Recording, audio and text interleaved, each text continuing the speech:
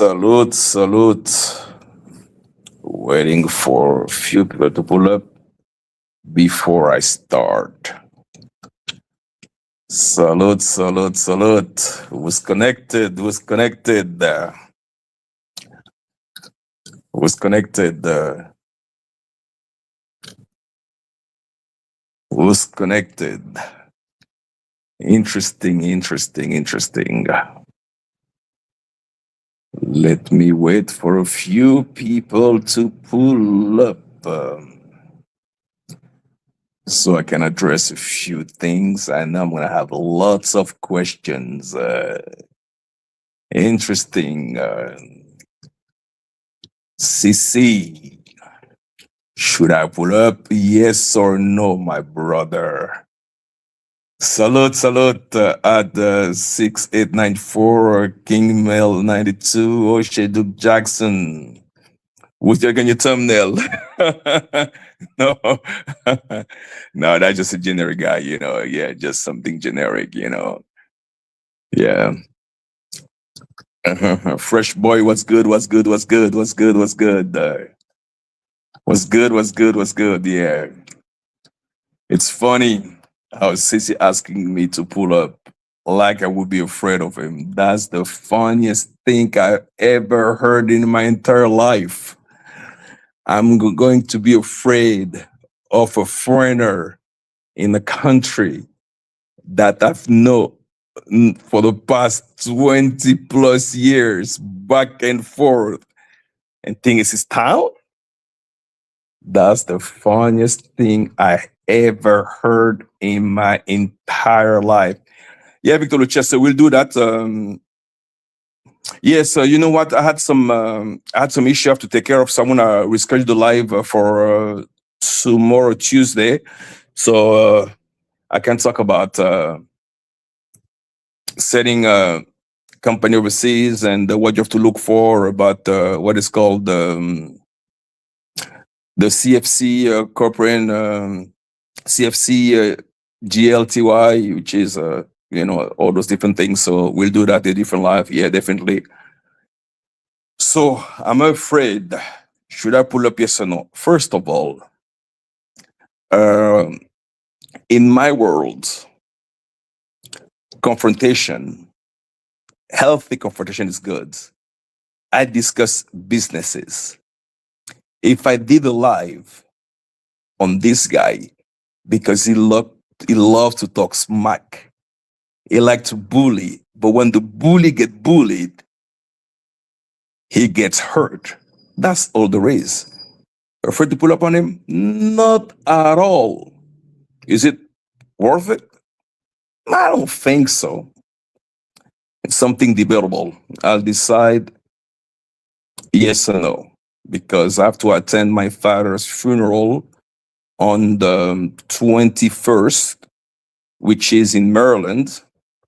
So therefore, time is limited. So that's so I need to do I need the negative energy? I don't think so. And I've heard addressed a few things stating that I was depending on my mom's allowance. First of all, he doesn't know me, nor is a buddy Third Mundo who gets his feed out of a common friend that I would say not even a friend. Oh, thanks, Fresh Boy. Yeah, not even. I would call him an acquaintance that I've met in a barbecue at my place through another guy. And the place where I live, everybody know how much it costs to live here, And the same guy who talks smack about him live in the east part of town in a place called, no, it's not even east part. He live in Herrera, which is Herrera, I will say that's Santo Domingo North, I believe. Yeah, North, yeah. So, you have people, when the surprise in the lifestyle that you live, they make stuff up. I have 5 children in the most expensive school in the DR, first of all. So it takes it takes some. It takes a certain. If private school in the DR for you, if you look at the Carl Morgan School, it costs 20K a year. So three. You just do the math. That's a parenthesis. And saying that I depend on my mom to send me an allowance, that's funny. It's a fact that my family own businesses that I've built over the years, but do I depend on it? No. Do I have a pool? Well, my parents paid for me to go to college. Didn't have to rely on any student loan. Did I have an advantage? Yes. Was I fortunate? Yes. But I've built anybody who knows my real name can actually Google me up and see what I've accomplished. I'm a way more sophisticated guy than I appear to be. So when I listen to Caribbean Casanova, it makes me laugh. And let me tell you, next time I bring on a live, a guy I did business with. In 2001, I was the largest investor in Atlanta, Georgia. That talk about 2001. That was 23 years ago. I was banking with A.G. Edwards. I was the largest minority investors in Atlanta, Georgia at the time. Go figure. So you like Bronny James. Not to laugh about it. When people don't know things, they make stuff up. So to me, it's quite funny. And so, would I pull up on him? Would I wait for him like social media? Of course not. First of all, I will never meet him and accompany, if you know what I mean. I'm a well prepared guy. I hope you want to. Brooklyn Prophet going outside and meet with CC. I'm not scared. Why should I be scared of a guy who breathe and bleed just like me and who's a nobody in the Dominican Republic, a place I've known for the past 20 years and plus. So to me, it's funny when I hear this guy yapping and bragging. I'm like, no, no, no, no, no, no. Meet him. What will be the end goal? We have separate type of mind frame, separate type of business we aspire to, first of all. So he's a nobody. He's out of my league, literally. I don't need to show chump change to make myself whole or known. I'm a reference. That's what I'm saying, Ron. And so to me, it's funny. When I listen to this, I'm like, I have to wait on mom's allowance. But let me tell you where that thing come from. Some people are judged by their own condition. There is a guy from Bahamas that I've met. Yes, it depends on his mom. I even have a receipt of the last $50 his mom sent him so he can buy some stuff. So if he keeps on talking, I will put all the receipt on him and have recorded voice notes. He will ask, how did I get that information? He'd be surprised, But like I don't dedicate myself to gossip unless I'm attacked, I will address it and put the person in his place. That's all I do. But he called you out, so you better check in. The Brooklyn Prophet. This is kiddie game, first of all. I'm too old for that stuff. Pull up with the guy and start arguing live and give them, listen, I'm a very private individual. Some people I deal with, if they saw me stooping that low, right, like, I can't believe you loan yourself into that nonsense. I will meet him in an office with no problem. No problem. Can be in my office, no issues. But meeting him like this outside, and you're gonna be one of those goons and look like a social owner. Never in a million years. I will never give him the satisfactions. No. Why? Because there's a saying, you respond to imbecile with silence. The only reason I'm going live is because he said that most likely I would be going live after he left town. Like, is somebody I should be afraid of. That's the funny thing.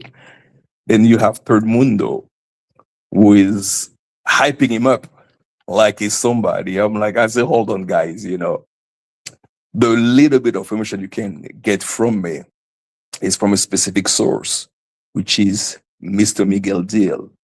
And I have so many intel on this guy that is funny. But is it worth my time? Of course not. It's not. I am who I am. No need to prove to anybody. For instance, I was watching Casanova talking. I've seen that he suffered from strabism, which is when you have one lazy eye. I had the same thing when I was young. But thanks to my parents, when I used to live in the Congo, my doctor was in Switzerland because at the time we didn't trust Congolese doctors. And I've heard that people have mentioned my dad, that my late father, which I am proud of, is my hero, is my everything, who just passed away at the age of almost 92 years old. So to me, who I am right now, I owe it to my father. And ever, I will always be thankful for that. So it was kind of funny. Let me give a background of my dad. In the early 60s, my dad was one of the few. If he has country yard, then you should already know you already have life. Exactly. I know he doesn't have any connections. I know, Ronin. Yeah. And I want to tell you so my late father. My late father went into exile in the early 60s during the Duvalier government. They had a program between United Nations and the Congo, where they were right after the Congo gained their independence in 1960. So what at the time they needed professor, intellectual, black professionals because they just gained independence from Belgium. My dad was one of those guys who went there.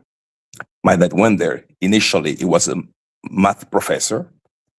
As he was an attorney, after his contract was over, he opened his law firm and practiced law until 2019. So he brought a huge client. He pretty much had a huge clientele. So he was a very, very successful lawyer, and he branched into businesses from gold, diamond, and oil.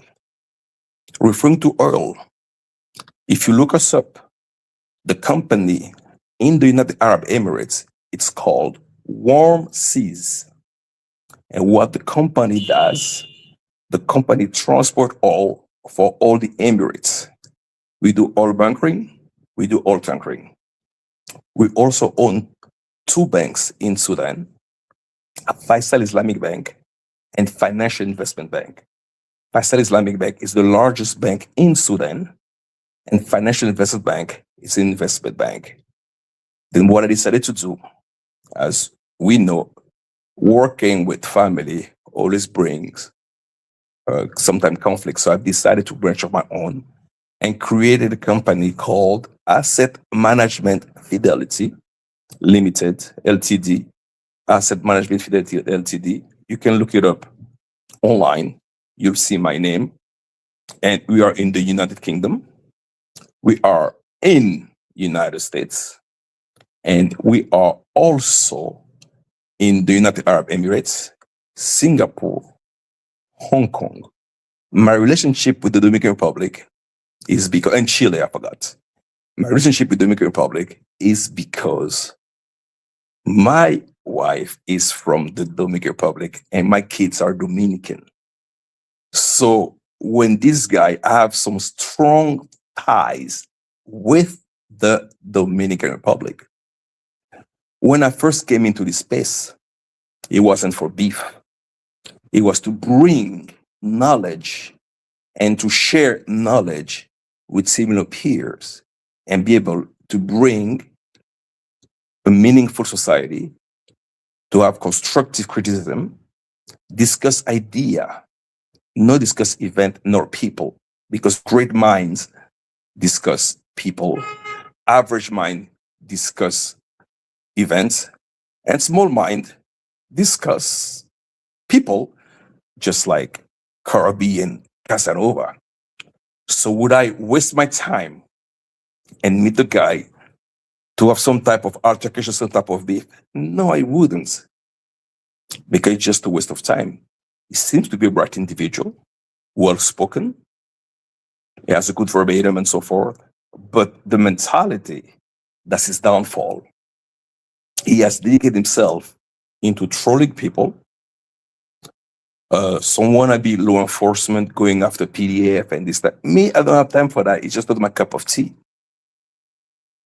I'm a businessman. I deal with business. I'm an entrepreneur.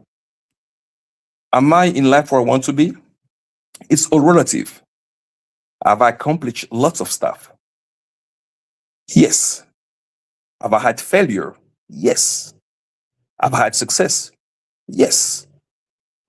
Am I still striving? Of course, because my idea is to become the best version of myself, and I don't compete with anybody but myself. And that's my motto. Simple as it is. Yeah, you future and me is like-minded. Ha ha ha ha ha. If you knew, not at all. Not at all. Not at all. I'm going to be honest with you guys.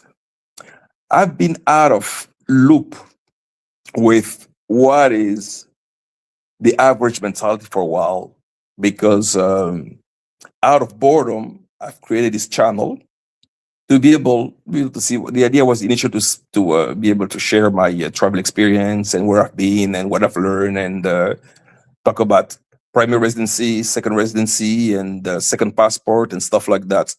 But then I realized that the audience I got into was not the same. That's why I am right now, I'm migrating my channel into that level where I will be discussing investments. When you open a company overseas, to be careful. We talk about the threshold, the income threshold, the CFC, the tax implication, what is called the Subpart F, which from all those things, all those issues I had run into, which I've ignored all those years, and find out they were costly. So my idea initially was to share my experience doing those things, because I believe that as a Black community, the idea is to back each other up instead of wasting our time into negativity. If you see that your brother is doing bad, call him up. Not say by exposing him. You can talk to a person privately and tell him what it is, and so you can correct that behavior, because no one is perfect. Would I put up on him? Of course. If it's to discuss ideas, yes. Business, yes. Because I know I'm a seasoned investor, I'm a seasoned businessman. Would I discuss average stuff? Yes, of course. He's mad. The live I made about him, I did because he talked about me first. Then I had to respond to him based on the information I've collected that are public. I didn't make that stuff up. That energy that he shows when he yap and yap and yap, and when he troll people, insult people, I mean, this is very feminine. I can't go on and on and on and argue with another man for like hours and hours. I just don't have that in me. I just don't. But can we discuss business ideas for hours? Yes, I can. Can we discuss all the things that are related or that are inclined with my knowledge? Yes, we can. But gossip, I have limited knowledge, because I don't care what the next guy do or does it, because it's none of my business. You know, And that's how I operate, you know. That's exactly how I operate. And I've been like this all my life. And so when I got into this space, that's when I've realized that it was very negative, you know. I've heard rumors about me. Did I have I addressed them? Not, of course, because it's a waste of time. When you get old, when you get older, age of 40, fighting is long gone. That's what I'm saying. Listen, guys, I'm 52. What do I look like fighting another guy? What do I look? I mean, it doesn't make any sense. It's shameful. It's not about winning or losing, but I will just not partake in that type of behavior. I'm way above that. That street nonsense, that's the past. That's when I was in my 20s. I wouldn't say mid 30s, you know. So I haven't had beef with anybody for so long. If I've had issues, business issues with different people, deals we didn't go appropriately, we didn't go well. They did mention something else that I was mad because a lot of people justify themselves with how many women they can actually bang, this and that. I've been married 3 times. So, you know, we're not in the same couple. It's a whole different, you know, I'm past those things. Where in order to make myself whole, I need to sport or show a woman or brag about the woman who can accomplish things or being proud of another woman because she's doing things and like he was showing early in his life, like he was a flex. Okay, that's good for him. But guess what? I'm an old school guy. I'm a provider. My wife she never had to work. Work was an option. She was busy raising the kids, and I've raised my kids well. I did the exact same thing my father did for us. And my mom's now, she doesn't have to worry about a thing. She's chilling in Maryland, relaxing, reaping the fruits of what her husband did, you know. So if you knew who I was, I wouldn't be talking. I depend on my dad. Of course, my dad did extremely well in his life. That's good. But I made who I am right now. It's, I wouldn't, I mean, self-made would be a little bit because, I mean, I have 8 siblings and all of us is doing well because my dad was able to show us that we can actually do better. So pulling on him and do what? He knows. Everybody knows my address. It's not a secret. So, but why should I waste my time going to a public place and show him, okay, here, this is pull up, or this is, I'm like, no, I don't do those things. I'm too sophisticated for that, first of all. You know, I mean, it's just not how I operate. Never been that way, never will. But if we can discuss in arranged settings where my life wouldn't be in danger, I will. But in the other way around, I would not. Why would I? Because I'm not that type. I've deal with, if I have issue, I deal with attorney. I deal with the right authority because I say, yeah, you're a snitch now. Or you're a coward. No, I'm not. It's just the type of things I'm involved in require this type of setting, this type of structure. Simple as it is. I'm not a straight guy. Never had been. Why? Not because I'm better than anybody. No, because I wasn't brought up that way.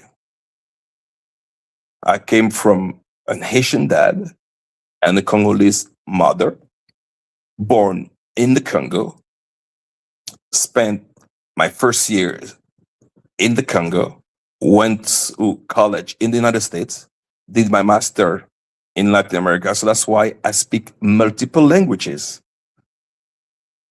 The whole African continent know what that is. So is Haiti. Its legacy is public. So it's okay basically saying you spare Sisi. Of course, I'm sparing Sisi. The FBA mentality must be unlearned and it takes a long time. Well, it takes a long time. Initially, like I said, my dad What's I've never realized. I mean, I knew who my dad was. For instance, we talk about FBA. My dad is a guy that left India at an early age. He was 28, and as an attorney, so he did extremely well. He went to the Congo and then spent all his years there, and then retired in the United States. My dad lived off. My dad never had any pensions. My dad lives off his wealth he has accumulated, so he never had any pension plan and none of that because he didn't need to do that. So I was very fortunate. And then when my dad arrived in the 60s in Africa, it was right at the peak of the civil rights movement and this and those things. So my dad is one of those guys. Yep, exactly. So that's the legacy I'm carrying. So should I dishonor his legacy by wasting my time with people like Sisi? No, I wouldn't. I have too much to lose. Yeah, he thinks I'm future. He thinks I'm one of those. No, I'm not. I'm not. So because there's a saying that people say that bird of the same feather flock together. But in my case, when I was willing to meet future, because I thought that it could be saved, it was savable, that we could be, because I believe to helping another brother out. That's my motto. I believe that, I believe as a community, we should be able to have each other back. The Chinese do that. The Jews do that. The Indian do that. Even Dominican do that. But us, as a black race, Afro-American, Afro, whatever you want to call it, Afro-Caribbean, whatever it is, why aren't we doing it? Let's take a look at the actual situation in Haiti. Such a beautiful island ran by gangs. And there is a reality that we need to address. We're going to say it's because after they gain independence, they have to pay a fortune to France, yeah, which is a fact. But lots of countries have to pay money to different places. That one of the most indebted countries in the world with more debt is the United States. It doesn't stop them from flourishing. So what we need to do, we need to address the mentality. We need to change that. And at that speed, we will remain the last as a community. And I believe we need to change that. It's time to change our mentality. Step it a notch. And we can do it. How? By creating investments, by creating funds, by creating this type of thing. We have nothing to show as a community. All we do is just killing each other, insulting each other. And that's so to me, it's just negative. The USA and the West made an example out of Haiti to all black countries. And that's the paradigm that we need to debunk. We need to show that we are capable of doing it. Personally, as a person who grew up in Africa, coming from a Haitian dad, I could see lots of similarities with the actual situation in the Congo. In the DRC, I'm really in contact with the actual political sphere. I know everybody in I know everybody in the DRC, from head up, from the to the whole government. So I know them. I can see exactly where the issue lay to. Give me a second, guys. I have to take a call. Give me 1 second. 1 second. Be right back.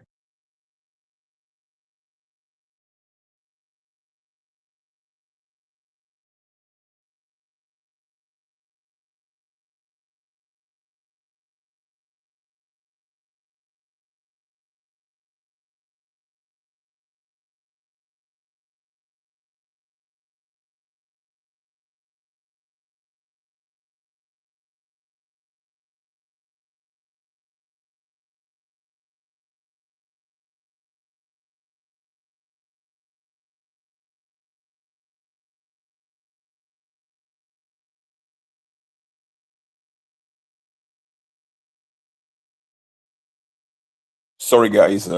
I'm back. I had to take a quick call. Yeah. So going back to that, there is nothing wrong with the FBM mentality. It's like saying unlearn your culture from where you're from, which is ridiculous to even say that. If you don't understand, then that's fine. Okay. Well, that's a good. That's I cannot say much on that because I believe each culture has a stand from their each culture is the product of the environment, of their circumstances, of so if we look at the civil rights movement, the we have to recognize that Black American, as far as successful Black American, they are doing well in general than the one in Africa. That's a fact. I think what we need to, I think a better approach will be maybe to say that we need to work on our weakness and make them stronger because I mean, it's more complex than what we see. And then what I'm saying as a community, we should be able to work together, and that's what we're lacking, and build together. And and then if we're to come together as a team, as a community, as people, I think we'll do as well as the other one. We do as good as the Indian, as good as the we do as well as the Indian, the Chinese, and the Jews. We can do because not only we have the know-how, we have the resources, and then and of course the knowledge. So I think we can actually achieve that. So like I said, there's nothing wrong with the FBA mentality. It's like saying learn your culture from where you're from, which is ridiculous to even say that. If you don't understand it, that's fine. Yeah, we're right because I'm with a project of because each culture, first of all, there's no such thing as a perfect culture, but we can learn from others. I always look at when I look at the United Arab Emirates, a place I cherish a lot. I see how they're able to build things, how they prioritize the people first, and everybody else comes second. Some people look at it as discrimination, but no, it's a reality. So I believe as a community, if we're able to work together, bring our knowledge on the table, and work in organized, on a structured environment, I think we can achieve wonders. Definitely, definitely. So yeah, let me see. Uh, all these African countries bow down to the West except for Mali, Niger, and Burkina Faso. Well, here's the thing. I agree with you. Those three countries are straying away from that, which is a fact. The rest are bowing to the West because we need to understand that the major African country gained independence in the 60s. We talk about 66 years ago. And so they have a lot to learn. They haven't been able, and the West playing a big role. For instance, we know I'm always going to give you the example of the Democratic Republic of Congo, where I'm from. Uh, they are the largest. They own the largest reserve of coltan, and coltan it's a mix of columbine tantalum. It's um, it's an element which is really useful for cell phone and so forth. But guess what? You don't have any company that actually make finished product in the Congo and will control their natural resources is the Chinese, the European, and the American. What they do when you have a government or a president who wants to make some change, they start financing. They use arms, artilleries. They start financing rebel groups, and they're always creating chaos while they are sacking the country. So, which is a very complex problem when it comes to that. And we have Gaddafi, who tried to create a universal currency for Africa, and we know his fate. The guy wasn't alive, so that's the thing. So it's very complex situation when it comes to that. There's nothing wrong with it. Okay, I read it already. All right, let me see. Let me go down. Yeah. And all those countries are controlling the resources and standing against the West and Europe. The rest just do whatever the West tell them to do. Yes, because of the majority of African president, they are put by the West. We have countries where, from the time I was born until now, they still got the same president. We have, there's two Congo, the Democratic Republic of Congo and the Republic of the Congo, which are two different countries that are separated by a river. And then the president next door has been president since 1979.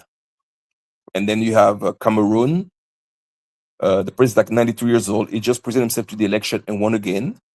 And then you have Guinea Equatorial, where the president and vice president, the president is Theodore Obiang, and his son is Theo Obiang, which is the vice president.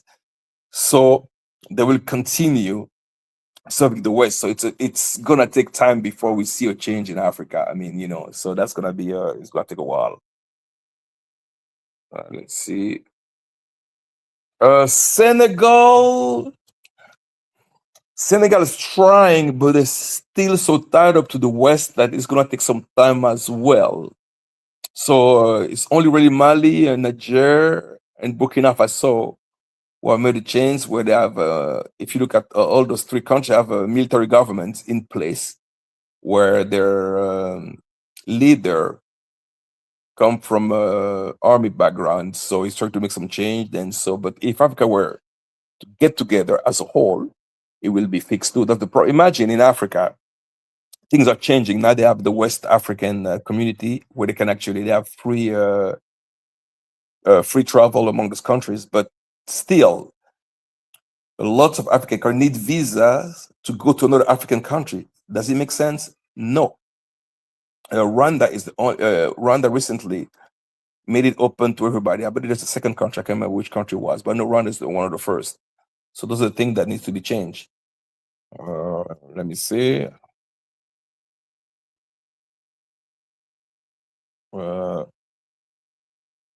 Yes, the Gaddafi wanted that, but he also allows slavery of blacks in his country. He pretty much ignore it. So yeah, but the thing about North African country, there is a big issue.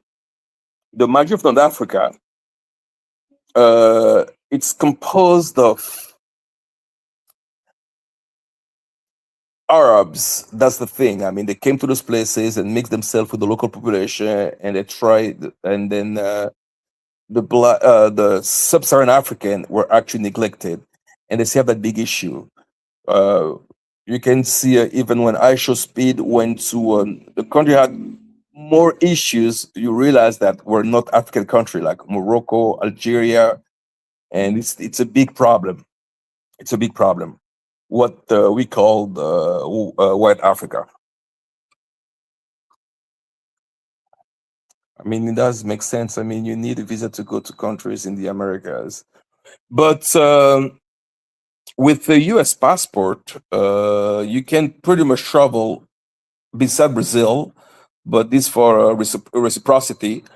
But technically, there are free access. You can go to Canada, you can go to Mexico, all this is your passport. But within Africa, I mean, they should be more united. There's no unity within Africa, which is a big, big problem.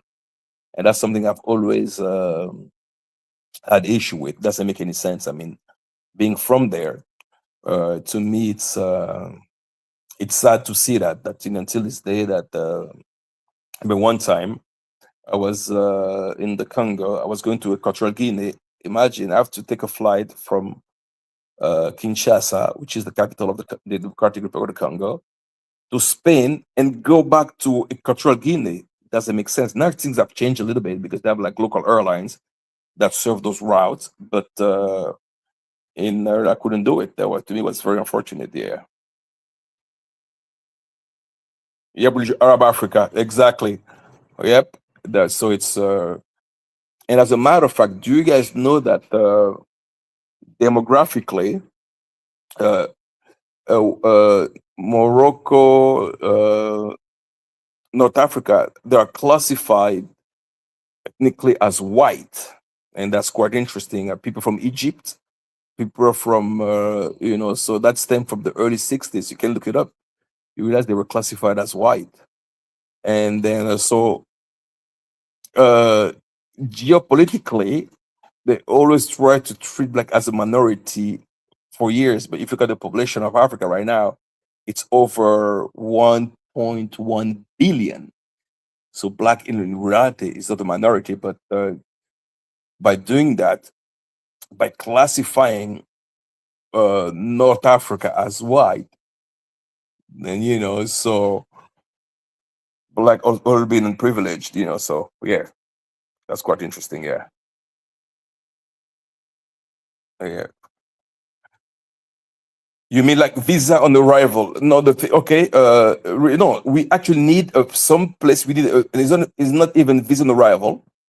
It's actually a paper visa where you need to apply for a visa, submit your passport, submit paperwork, and pay your fee. Not visa on arrival. Lots of African countries, among them, need that, and I think it's a big problem. It shouldn't be.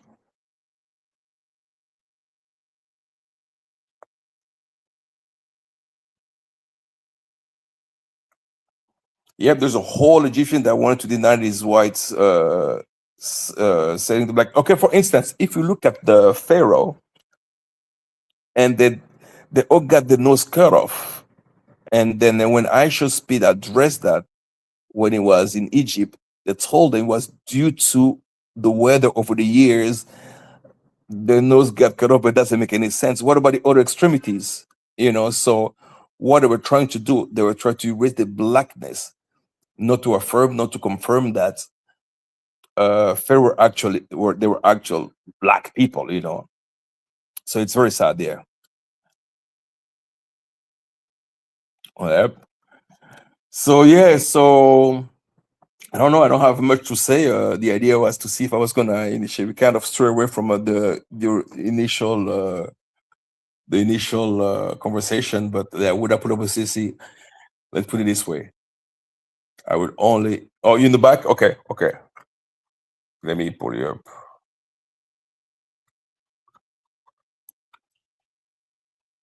Hello. Yo, what's going on, man?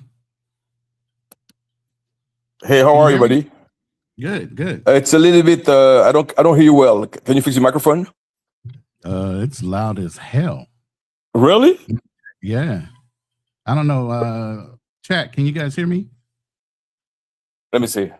Because I'm on a whole system. Sound loud to me. Yeah, maybe it's my. Let me see. But I'm also in the Philippines, so it could just be a sketchy network connection right now. So, Let me see. Yeah, I can hear you now. Yeah. all right. Yeah. So, what do you have to say about the Egyptian? No. There's actually a prominent private school this Egyptian used to teach at. And he remembered when he came in that his passport was designated as white. Well, this specific private school prided itself that they had all white teachers, they had an all white attendance, and so on. But this teacher literally this Egyptian has an afro, and he was just like, no, I can't do this. He goes, I want to redesignate my passport as being Afro-American or I saw that. Yep. right. And it's a black and white kind of like a film or something like that.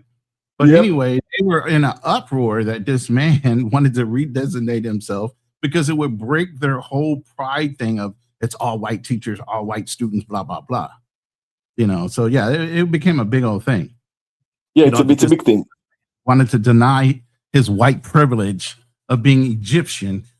The audacity of that, even to this day, all Arabs, like you said, and Egyptians are considered white when they come into this country by passport or visa, which is crazy to me because you could tell their skin is dark.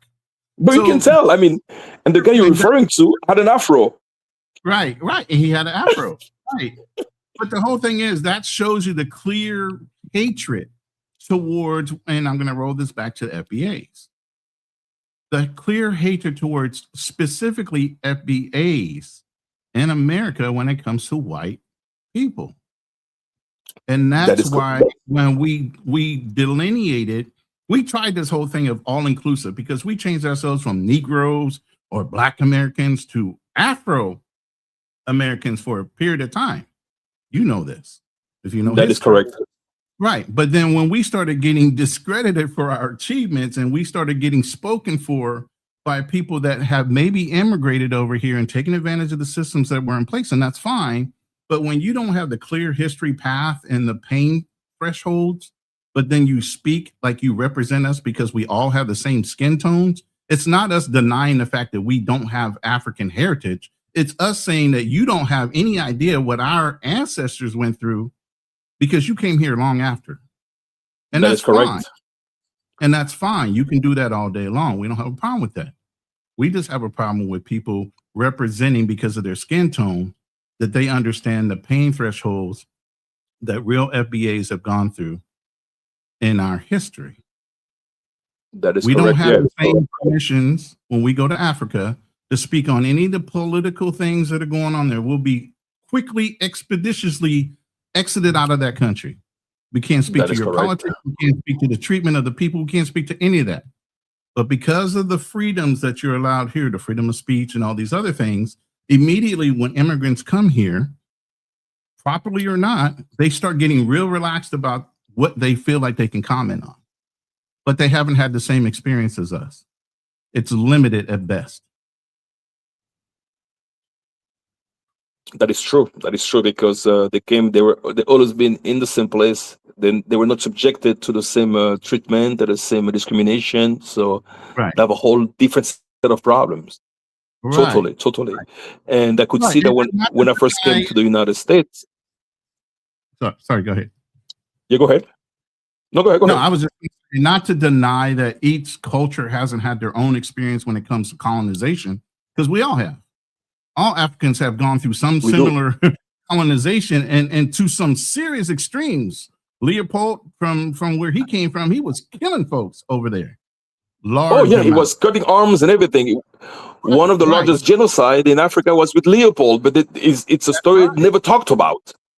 Exactly. So not to Never, say that when we're discrediting your own experiences in colonization and you speaking to the empathy of the FBA, but it's not the same experience. exactly. You get what It's I'm like, for saying? And here's instance, the other thing I say to most people is, look, we are go ahead. only 20% of the population here in the United States.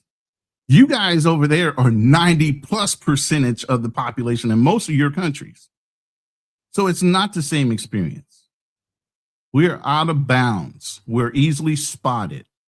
You're not so easily spotted there, even if you wanted to pull a revolution. You blend in very well, don't you? In America, it was strictly, they brought black Africans over here and so on for the strict, the explicit thing that we stick out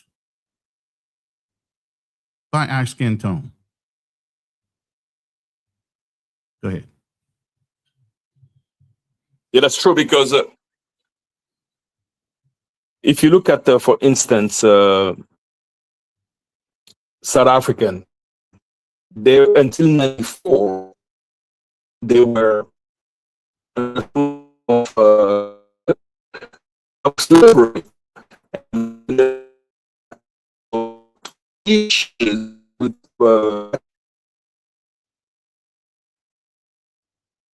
white African, they still so they have so many issues that to label to things from perspective. All you can do is appreciate it from afar, and can really have can have it because it's just gonna be biased. You know what I mean? Right. And I might sound digital right now because you were Yeah. coming through So digital. interesting. Yeah. Yeah. And so I've seen it.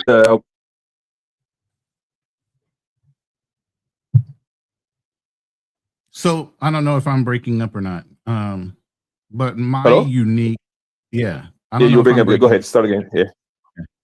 So my unique heritage is Creole, which also derives from the natural American Indians that were here, right along with Black African slaves, French, and even Spanish. There's a unique mixture when you talk about Creoles, and you know that being Haitian. You know, even Haitians have that Creole language. That is correct. So, That is correct. with us, we've been here even longer. So then there's a deep rooted thing like, how the hell are you guys coming over here saying what you're saying? It's offensive, and the same thing would be if we went to Africa. It's offensive to African for us to come over with our American privileges and our advantages because we are not necessarily looked at the most positive way by a lot of Africans because they feel like we are privileged and we have advantages that obviously they do not, with our systems. So how dare Well, us go over there and speak to those things?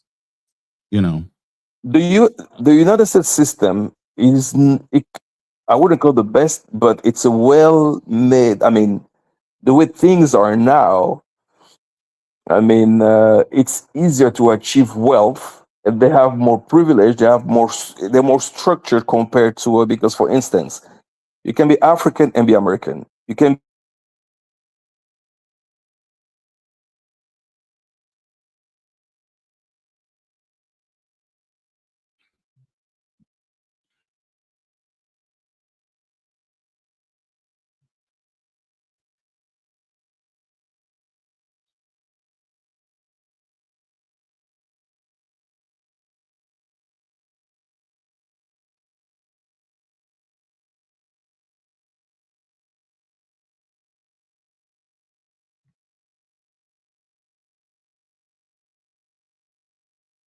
check.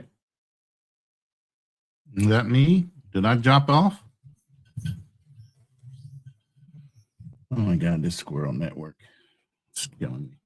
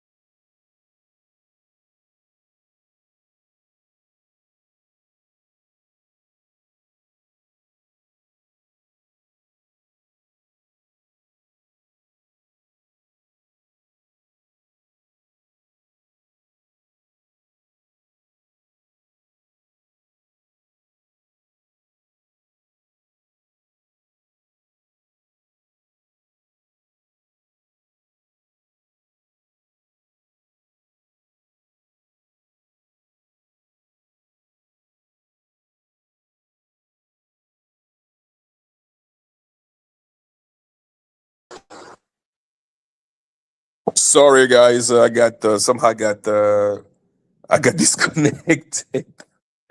I was talking myself. Oh crap! I was going on and on and on. Let me see. They put running back up. My bad, running. I was talking myself off. And Now, realized that I was I don't know where connected. you at in the Yeah. world. I'm in the Philippines, so I know my network is squirrely. Where are you at? Are you in DR or are you somewhere else? No, actually, I'm in transit. I'm going on my way to the U.S. for my dad's funeral. Oh, okay. I'm sorry to hear that. My condolences. Yeah, yeah, yeah. He passed away at actually February 2nd. Then because it's in Maryland and because of the snow, they couldn't. Yeah. We have to wait for the snow, and then and also we have to yeah, today the 14th, the 15th, and the 20 and the 21st. So we decided to put the 21st. So everybody from different places of the world can actually assist the funeral because we have family in the Congo, we have family in all over the world. So it's gonna be the 21st in Maryland. Yeah. Yeah, I was actually born in Baltimore, Maryland, man. My family, a Oh, lot of my family. Baltimore. Oh, Yeah. oh, nice. Yeah. So yeah, but he lived well. Like my dad went to like in the early '60s. He moved to they had what the Duvalier government back then. They were exiling all the intellectual. And my dad was one of the few intellectual. They were Mhm. sent to Africa to educate after colonization, to pretty much educate and bring knowledge to Africans. And so they were just get their independence. So they wanted people who look like them in order to teach them. So my Right. dad was part of that group, and in the early '60s, during the civil rights movement. So I didn't realize his impact until he passed away. I look all the testimony and people that he had formed, and people were, literally big people that work in the CPI, the court, the international, the ICC, the International Criminal Court, and so he's a guy that like he was an attorney.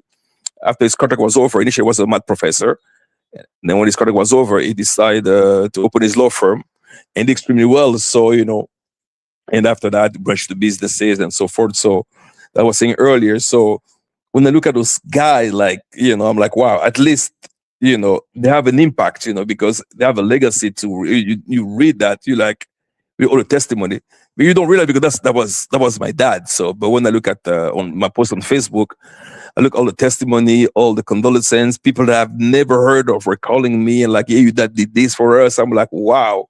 My dad was a very discreet guy. He was never it was the guy that did extremely well, but he was not the show off type of guy. He was always humble in his So that's and in the '60s. Imagine, he initially came to the United States in 1962, and after that, he went to Mali first. And that was his first African country. Then he went to the Congo, where he pretty much spent the majority of his life. And that's why I was born there. That's why he met my mom. Yeah. So yeah. So I was That's awesome. saying, go ahead. No, I said that's awesome. Yeah, yeah, yeah. So when I look back, at least, almost 92 years old. So I'm like, he lived well, Oh, but that's a still, blessed life. it's a Believe me. blessing. It's a blessing. So I look at, I think back and look at kind of putting a timeline to his legacy. I'm like, you know what? In the '60s, and look at the old pictures. I'm like, wow, people didn't travel back then. Imagine. He didn't travel back then, and he was able to do so. And I'm like, it's kind of then I can understand where I got that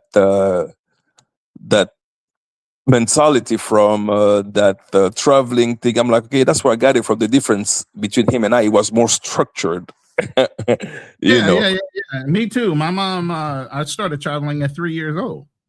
Being there wow. in the DMV area, it's very easy to catch a flight down the Caribbean and places like that. And my mom always had me in the mentality of wanting to travel and trying new things. Even when we're in country, she would take us to different types of restaurants, have us try different types of food. So my mindset has always been on a global mindset, even though I was born here in the States. And one other point I wanted to bring up is the DMV originally, way before Atlanta was Atlanta, that was the original melting pot. You had all kind of races there, besides for Louisiana, that were all integrated and very successful black people, black businesses, black doctors, and so on, lawyers and so forth. So there's a huge history right there in that area around the capital that there was a lot of successful people of color. Yep, yep. So when I look at your story, my dad's story, I'm like, it's kind of those people were one of a kind. I mean, because sometimes when it's our parent, we don't look at them as we should. But then when you read other people's testimony, the legacy that you're like, well, it did well because in the 60s, traveling and do those things and be able to go to, imagine, my dad left Haiti, United States, went to the Congo, and did extremely well, and retired back in the United States. Didn't have to live off his pension because he was able to be so organized that they had accumulated enough wealth to be able to be a standalone. But for where it's coming from, it's virtually impossible. So our school were financed from Africa to the United States. Usually it's the other way around, from the US, you finance things in Africa. But, so when I looked at it, I'm like, wow, it's quite, and I look at where I am right now, and compared to what is accomplished at my age, I mean, that's when you realize, wow, I'm behind. And in his time, things were much harder. And I'm like, sometimes I look back, I'm like, it was 8 of us. I mean, it's 8 of us. I mean, it paid for all of us to go to college, no student loan. And I'm look at, I mean, having 8 kids nowadays, I can't even do the same thing. I'm like, and it's like, sometimes I would say things got easier, but sometimes I'm like, well, did things get harder, or in this case was luck, so sometimes I get all those questions, and, I question lots of decisions I've made. Of course, it's part of life, but then, you don't want to keep on continue the same mistake in different areas of life. And, even when I look about women and discipline and how to choose a mate that will actually have you back, because my mom was there a whole time. I mean, she was there. I mean, until his last breath, my mom was there with him, They want to send him to hospice care. My mom said, no. I will take care of him until his last day. And she did. I mean, she was a trooper, because his last 3 months, he was he was in Dallas for the past 2 years. But you have 2 types. The one you do at home. And then she was there. She became literally his nurse. That looked that I'm like, wow. But you know what? Strictly, that's a different type of woman, and that was a different time. That's what a lot of brothers and myself and you are trying to tell these young guys, man. You don't get them like that no more. They're not loyal. No, you don't get them. They feel like they have way too many options on a global scale because of the internet and the social media site. Somebody charms on them from some other country or some other state. It used to be city to city or county, or basically maybe exposure to a state level pool of people, women and men. Now you're talking about a global thing. You get on the internet one time and all of a sudden she's so geeked up because people are simping on her, and it's not real. You'll never meet none of these guys. No, bro. And I looked at her, I'm like, yeah, my respect, because what she did, it's, I mean, and she told me my dad wasn't the perfect guy. She told me stories, but she was like, she's stuck there. I mean, to thick and thin, and, sickness and health. And, I'm like, it's crazy. I'm like, wow, but like, you don't get them like that. I mean, nowadays, when the problem arises, they're quick to leave. I mean, then, it just make me look at things in a totally different way. You make me look at, when you look at women, I'm like, you look back, I'm like, wow, you don't find them like this anymore. If you do, it just luck, because now we more into that carnal stage. We're more into that. We just want, of course, I mean, the first thing when you look at a woman, it's you're attracted to her physique, but then we don't really look at the mentality, So I'm like, I mean, her mind frame, or a train of thought, and this and that, her values, her core values, Nowadays, those women just don't think like that, and it's kind of like, wow, you don't make them like them anymore at all. I'm like, so. No, they don't, because my mom is still alive, thank God. My father passed, but my mom is still alive, and she grew up similar to the way my lady here has grown up. Firewood, cold stove type of stuff. My lady can cook on an open fire to a kitchen. You get what I mean? So if there was an apocalyptic type of situation, half the women out there wouldn't know how to handle dealing with, cooking, doing anything when it came to nature. She grew up on a farm. She knows how to slaughter. She knows how to raise different things. She knows how to garden and farm and all these things. So our parents grew up like that. They knew the value behind hard work and working together. Exactly. What's going on now, the generations have gotten lazy. There've been more modern conveniences, and then there's a level of expectation and entitlement that comes with these newer generations. Like, this should automatically be done. No, sometimes you got to do it for your fucking self. I'm telling you, it's not the same anymore. So you're lucky to have to have found that type of woman, because I mean, I'm telling you, she's a keeper. I'm telling you, it's not easy. It's not easy at all.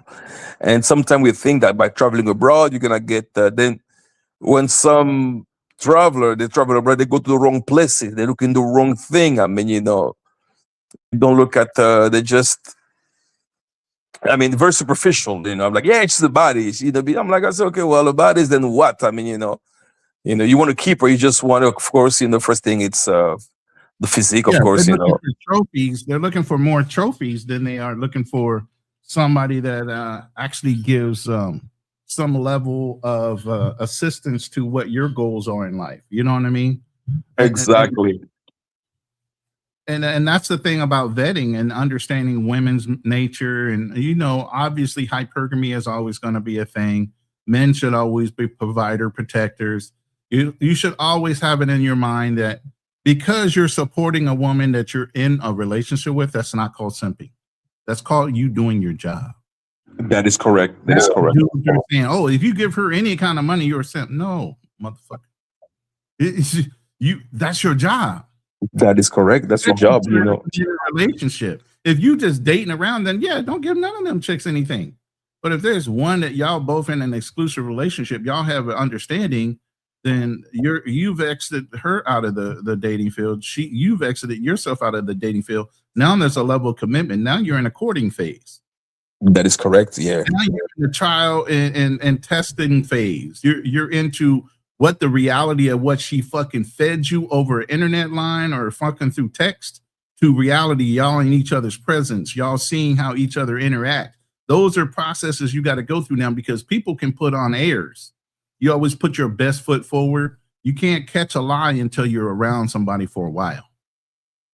People tell you anything. Correct. Yeah, I'm telling you. I mean, so you're lucky to, and then at least that you can count on that person. You know that if something happens, she's going to be there. I mean, not just know. So yeah, you're a successful man. I've been in successful situations in my life to allow me to be where I'm at now. And that's the number one thing I tell a lot of people is you never expose them to 100% of your wealth right away. They're not even used to it. How long did it take you to get used to having the kind of money you had? How many times did you blow so much money that you regretted it? They have not even experienced that yet. So why would you, all of a sudden, knowing your wealth and the level that you're at, expose them to 100% access to everything? You shouldn't.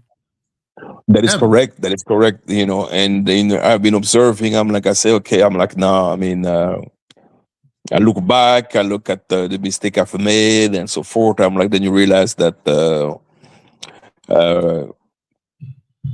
that initially, I mean, you're trying to flex, trying to show that you're some. I mean, then at the end, you are attracting the wrong woman. I mean, it's gonna be just temporary. It's gonna be because what you can provide at the moment. At the end, because there's highs and lows, when you build your business or whatever you do, and then you want to make sure that the person we're gonna stick there no matter what, not when the when the well runs dry, then she disappeared. No.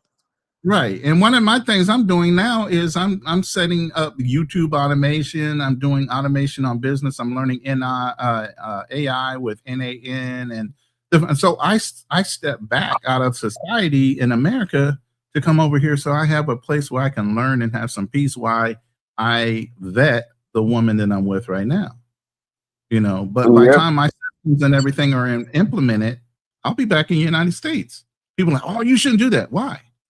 If I know who I got and I know she's a stable individual, she should be able to travel with me no matter where I'm at. Yep. Well, as a parenthesis, Fresh Boy said, "Pardon the interruption. I just got a Cash App request for $65 for." I don't know if that's a troll, but that's crazy work. You must have been one of his contributors. Now he's trying to go back through and get some money from y'all. maybe it's out. Or somebody like he had some woman that was trying to get him paroled or whatever. She had a Cash App or a GoFundMe or whatever for him. They might be going through old contributors saying, hey, let's send them an email and see if they'd like to give money for his law fees or something. So maybe that's why. Yeah, that could be. Yeah. Or It you shouldn't might be have out. the FBI all up in their shit. The FBI is sitting there trying to see who's going to contribute to this brother, knowing his situation. Now all of a sudden you're an accessory to the contributing of his process. That is correct. You're an Did accessory you after see? the fact. Did you see what happened to the DR? They closed their DA office because the rep here is accused of corruption. He had emitted over 119 visa for a witness, for the witness program. So he was actually selling visas to his advantage. So he just got arrested, and they closed the DA office in the DR. I was like, oh wow. I mean, the DR. None of this is shocking to me. A lot of this has been going on, just like, a lot of the proliferation of American systems here and people understanding how to circumvent the system. You got a president in the office, and I teach this. By the way, I'm going to invite you over to my other channel too. That's more on the wealth and financial side. I have that Wealth Talks Legacy Walks channel. So we'll be talking on that channel about some of these things. But yeah, we need to do this type of thing. I think. Yeah, you even have a president say, "Hey, don't pay me because I learned the tax laws and I know how to circumvent the laws." Yep. So yeah, we need to start giving those talk because yesterday I had the idea was to actually go live, but then I was distracted. And then I was trying to talk about the GLTI, which is has to deal with and then the CFC and the Subpart F, all those things that people ignore. That what is considered as control entity under the CFC laws. I mean, there's lots. I mean, it's deep. I mean, of course, there's a threshold. But lots of people don't realize that they do that. I had to realize this too strictly. I have my Ronin Travels channel. I'm gonna have a certain type of people, and then I had the analytics done through ChatGPT and letting them look at my analytics on YouTube and said, "Give me or develop a persona of the type of listener that I have." Right, and it gave me a mock who my average listener age group are, their personality, and it named it Marcus. So I have a Marcus personality. Well, that type of personality on one channel doesn't necessarily match up to the information I might give on the other channel. So that's why I started a whole nother channel, and I'll grow that channel based on people that have common interest in the financial side and wealth building side and learning how to establish legacies and what a legacy absolutely is or isn't. Fast money, fast cars isn't a legacy. That's not at all. That's a drain on your resources and assets. Okay, that is correct. That is correct. Yeah, depreciation assets are not a lot. That's not a benefit. That's flawed. Yeah, exactly. So what I'm gonna do right now, I'm branching. I'm gonna create a new channel where I'm gonna start discussing this type of thing, which is more talk about also second passport, second residency, and the idea is not to pay the the taxes, because a U.S. citizen you're required to divulge your worldwide income. But the idea is how to apply the system in your advantage, which is a different story, and still be between the norms. So that's a lot of people don't know those things. But even though the majority of people, I mean, when you reach that type of wealth, I mean, you prepare. I mean, because imagine, I mean, if you make less than $200,000 a year, then it doesn't apply Mhm. to you. But if you do, then But it's good to know, because you never know when you're gonna get to that level. Or which level, at least you have the knowledge. So You got so many other channels out there right now that are super popular but have no certifications, and they really gain their wealth off of YouTube contributions and Patreon. I'll name a name, Anton. Anton yep. Daniels is a prime example of somebody that basically is grifting off of his listeners. He recently came up on some new money, one of which was money that was won in a lawsuit off of the city based on his father's death. Up until then, he Oh, was a dusty YouTuber around 2019. It was just recently his father died in 2017. They got the settlement by 2019. All of a sudden, he's got Bag Chasers, Millionaire Morning Talk, and all these other channels. And now he knows how to grift off of him flaunting that wealth that he really never had before. And as well as I do, most wealthy people don't flaunt their wealth. no, they You don't. never know that they were wealthy standing next to them. Most of them sometimes have some bad bathing habits. You, you would think the richest person in the world would have a consistent process in life. No, sometimes they're like Einstein. Einstein wore the same suit every fucking day. Just seven of them. But He had listen, the he didn't want to think about things. He didn't want to think about certain things, so he pushed those off. yep. You know, I even had I had a mentor in insurance when I was running insurance policies. He was like, "Look, Alex, you're really good at closing. You're good at storytelling. You're good in empathy and getting the client to say things because I'm a master at doing that." He goes, "Why are you wasting your time making 1,000 calls a day to schedule appointments? Go hire somebody to do that at $8 or $10 an hour. Every time you close business, you're closing anywhere from $1,000 to $3,000 an hour. You can pay somebody $10 out of that 3,000 to fucking make your phone calls for you. The fuck are you doing?" And it That made is sense. correct. You Yep. push off shit that doesn't apply to you making money to somebody that you can afford to pay, and you just focus on closing money per hour. So then once I got into that habit, I'm closing $1,000 to $3,000 an hour. I'm not setting appointments; they're setting appointments for me. I'm just That is closing them. correct. Yep. Because I remember I've met his name is it was the ex-president of Chile. His name is Sebastian Piñera. When I first Right, met him, I met him. It was during his campaign, and then it wasn't that many black people in Chile. It was 2000 and I used to live in Ñuñoa. I remember in Chile it was 2012, I believe, or no, 2009. And then the guy was there, and then but you see the guy, you saw his shoes, you saw his shirt. I mean, you see, his shoes were clean, but they were some old shoes. But right, the guy's net worth was like $3.1 billion. You'll see the right. guy, They and he ain't had got a time to spend it because they're out there making it. They ain't thinking about that shit. It's just another day for them. and the guy was driving a Hyundai Santa Fe. Imagine. Mhm. And I looked at it, like I said, the real money is silent. I mean, Old money is the silent, new money is flashy. I always say flashy, old yeah, money is because silent, new money is flashy.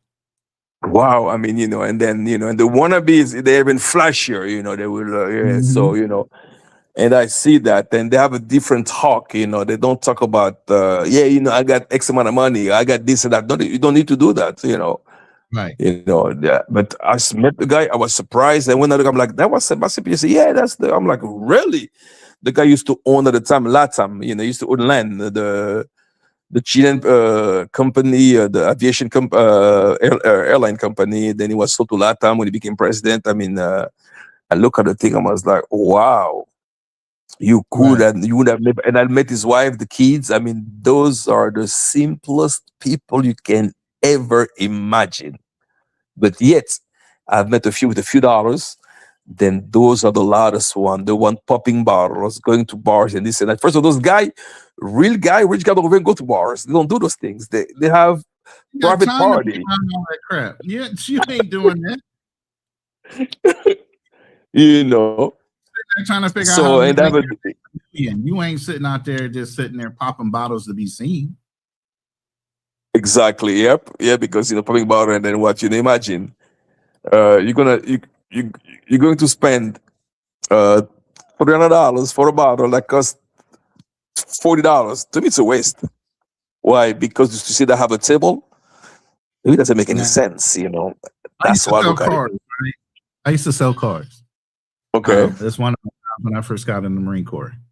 And I learned very fast. Obviously, cars are depreciating value. You look at the Kelly Blue Book, you look at a leasing value guy, you look at whatever. The minute you drive off the lot, you've lost money. Yep. And I figured that out as a young guy and learning that I just needed to make money. I was like, I'll never buy a new car ever in my life. For what? It's a depreciating asset. The more you drive it, the less it's worth.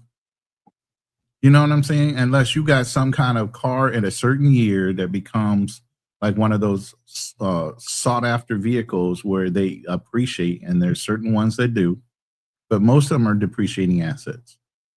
So why Yep. would you go buy a brand new one just to floss the fact that you got a brand new one? Buy one that's a year or two old after it's already taken the initial depreciation hit, and look at the mileage, make sure the wear and tear is good. Look at the cost of fixing it and upkeep, and then that's the car you buy. That is correct. That is correct. Yeah, because I used to be into new cars and this and that until I realized that no, it was now. I wait for a car to be 2 years old, and that's when I purchase it. Make sure that why because you still get the same body, the same it's on Same, a yeah, certain model. same body type or styling. They might have upgraded one or two things software wise, or a couple more horsepower, which you can take that older model car and just soup up the fucking engine. Exactly. So no, when I found it out, I'm like, nah, it's a waste of money because I remember I have a friend he has a 2025 Bentley, and then the Mulsanne, I believe, and the other one has a 2022. You look at them, they look just. Then you like, okay, when you look at the price for one and for the other one, you're like, okay, one's pay like almost like 60,000 more, and you look, I'm like, okay, in the parking lot they look exactly the same. So what's the purpose? Then when you realize those things, you're like, nah. Now I'm more into reliable car. I used to love cars. And I'm in car that I know the car is Obviously, you reliable. got a Bugatti as your avatar. No, yeah, because that actually that was I went to a dealership in Dubai. I'm like, let me put that, but I will never buy Bugatti. Never. Even have the if, let's say I were to have the money for that. Buying a Bugatti, that's a $3 million car. Can you imagine? But I mean, Yeah. for me to have a $3 million car, it means that my house costs $30 million. Mm-hmm. Your car can cost more than your place. It doesn't. I mean, when you reach that level, money is no longer an object. Money is no Right. longer an object. But that's like because that's a difference. So the now I still got like I have a Porsche 2017 and 911 Carrera S, and it's paid for. I have a Range Rover paid. I'm not in a Maserati. I'm not even thinking about buying a new car because why would I do that? It's to me just I mean, just a unless waste you of have money. the type of business where you can buy it under your business holding company and write it Yeah, off yeah, as I think I did. an asset, Yeah, because write it up. But you're a banker. So I mean, yeah, you yeah, I own can, I bank. can. So you have to have a Yeah, I certain can. status to drive up to a bank. You can't just drive up in a beater. You know what I mean? Oh no, no, exactly. I still have to maintain my yeah because. But then those cars, like the company, the bank, we have the car. We have the Lexus LX 600, the latest one. That's for the board. That's because Then in that case, But like me personally, to Right. buy I'm like it doesn't make any sense to me. Right. Let me see. That's the thing. Even with I'm go ahead. sure we are flush and wealthy people who don't. Yeah, I'm sure we all are aware of wealthy people who We flush and are, yeah, we yeah, are, but exactly. we aren't. We are, but we aren't. You got a lot of people following these knuckleheads online because of popularity, their polarization, however all they speak. You know, snakes oil salesmen have been around forever. They just have a new Yep, medium to sell you something for nothing.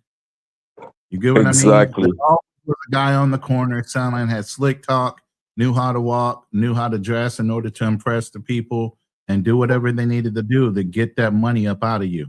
Same thing in the church. You got a pastor sitting in front of the church telling you whatever you want to hear because he wants those offering plates full. You always got somebody Exactly. in our community selling you a bill of goods, but don't have any background in that sale.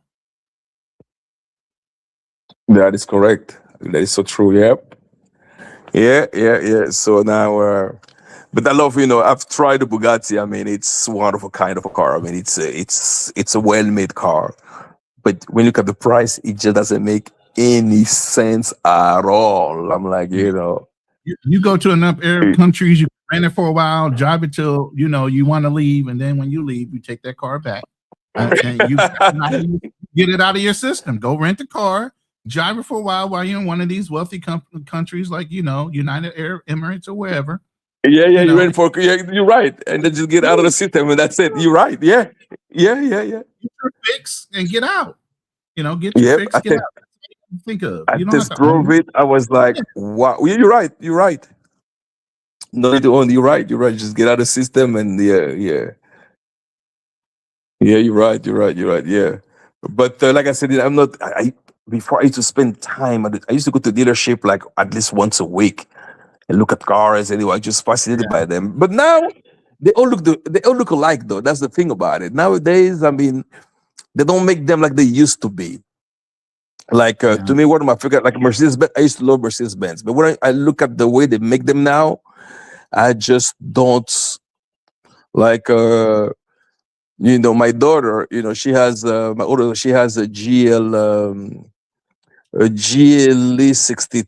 53, and I looked at it. It's so plasticky. It's not as sturdy I used to be. I mean, I remember the star in Mercedes Benz used to be that metallic star that looks strong. Now it's plastic. You look at the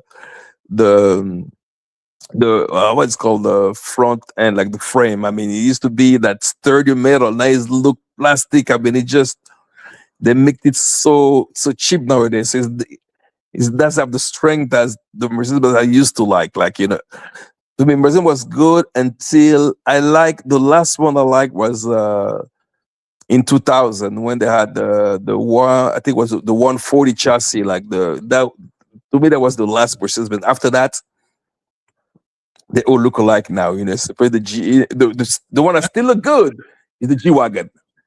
Yeah, let me explain something real quick. Larry Ellison and Elon Musk. Highlight that next question.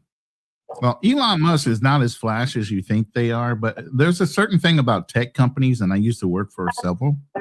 There's a lot of fast money, and you got a lot of young people. So in order to get some of your top talent, as far as programmers and everything else, you want to be a little bit flashy. You want to be a little bit elegant but reserved. There's a certain persona you want to give out in order to recruit the top people in your industry.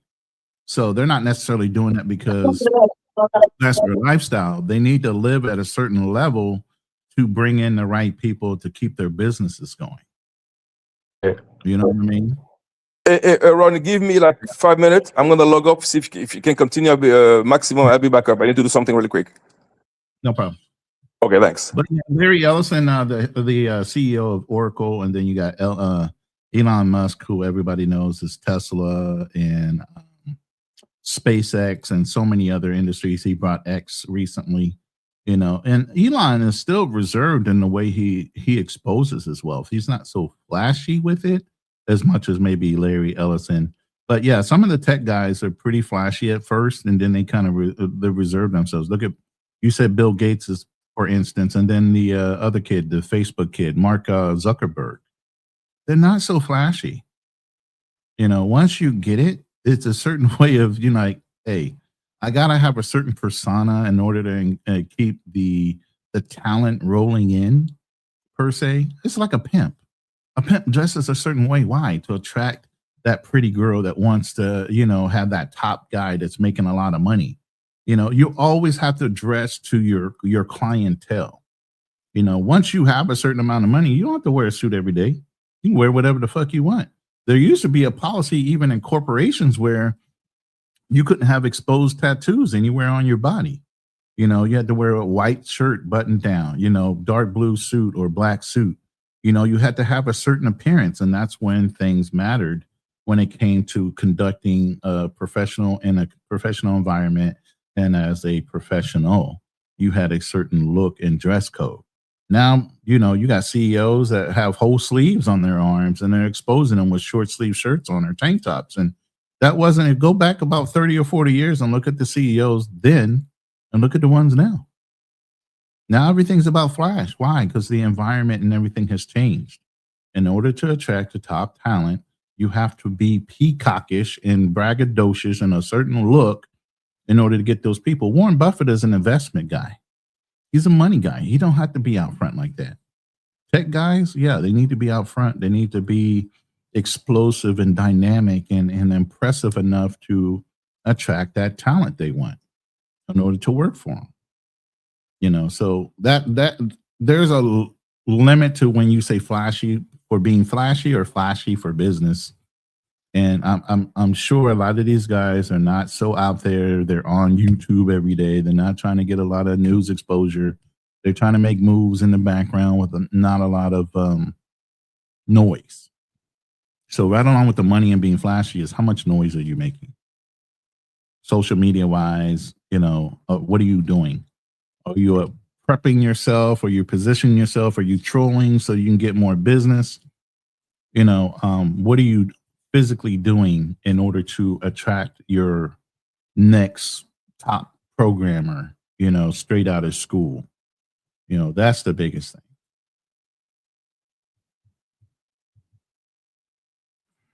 Could be true somewhat about Zuckerberg. The jobs weren't flashy for business and attracted high level talent.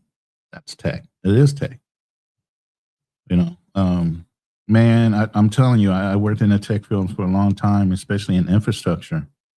On Friday nights, we'd be at a local pub or a bar or something like that. All the salespeople throw their their business cards, and I'm talking their credit cards. You throw them in a glass bowl. The CFO roll his hand around there like he's pulling a lottery ticket. And unfortunately, whoever's credit card he pulled out, we buy him. Now, of course, he wrote it off. He offset whatever we spent. And sometimes I was blowing $1,400, $1,500 on a tab for a Friday night, fun session with the office. That's from secretaries up. Everybody was invited in order to kind of like rub elbows, blow off some steam, because the tech field is highly competitive, highly pressurized. You're competing against other tech companies in order to get these contracts. So on Friday night, everybody from the CEO down to the receptionist would be at a bar. We run up a tab, and the salespeople, obviously, we have our write-offs and we have our business expenses. So whoever he pulled out that credit card, we paid, and we just submitted it with our expense report and wrote it off. Yeah. But that's hold on. Someone said that Elon Musk was flashy. Someone said that Elon Musk is flashy. Yeah, he said Larry Ellis was flashy a little bit more than most wealthy guys. And I was telling him the difference between a tech guy and some of the older money that's been around that's more in the investment side of the house. They're not so flashy.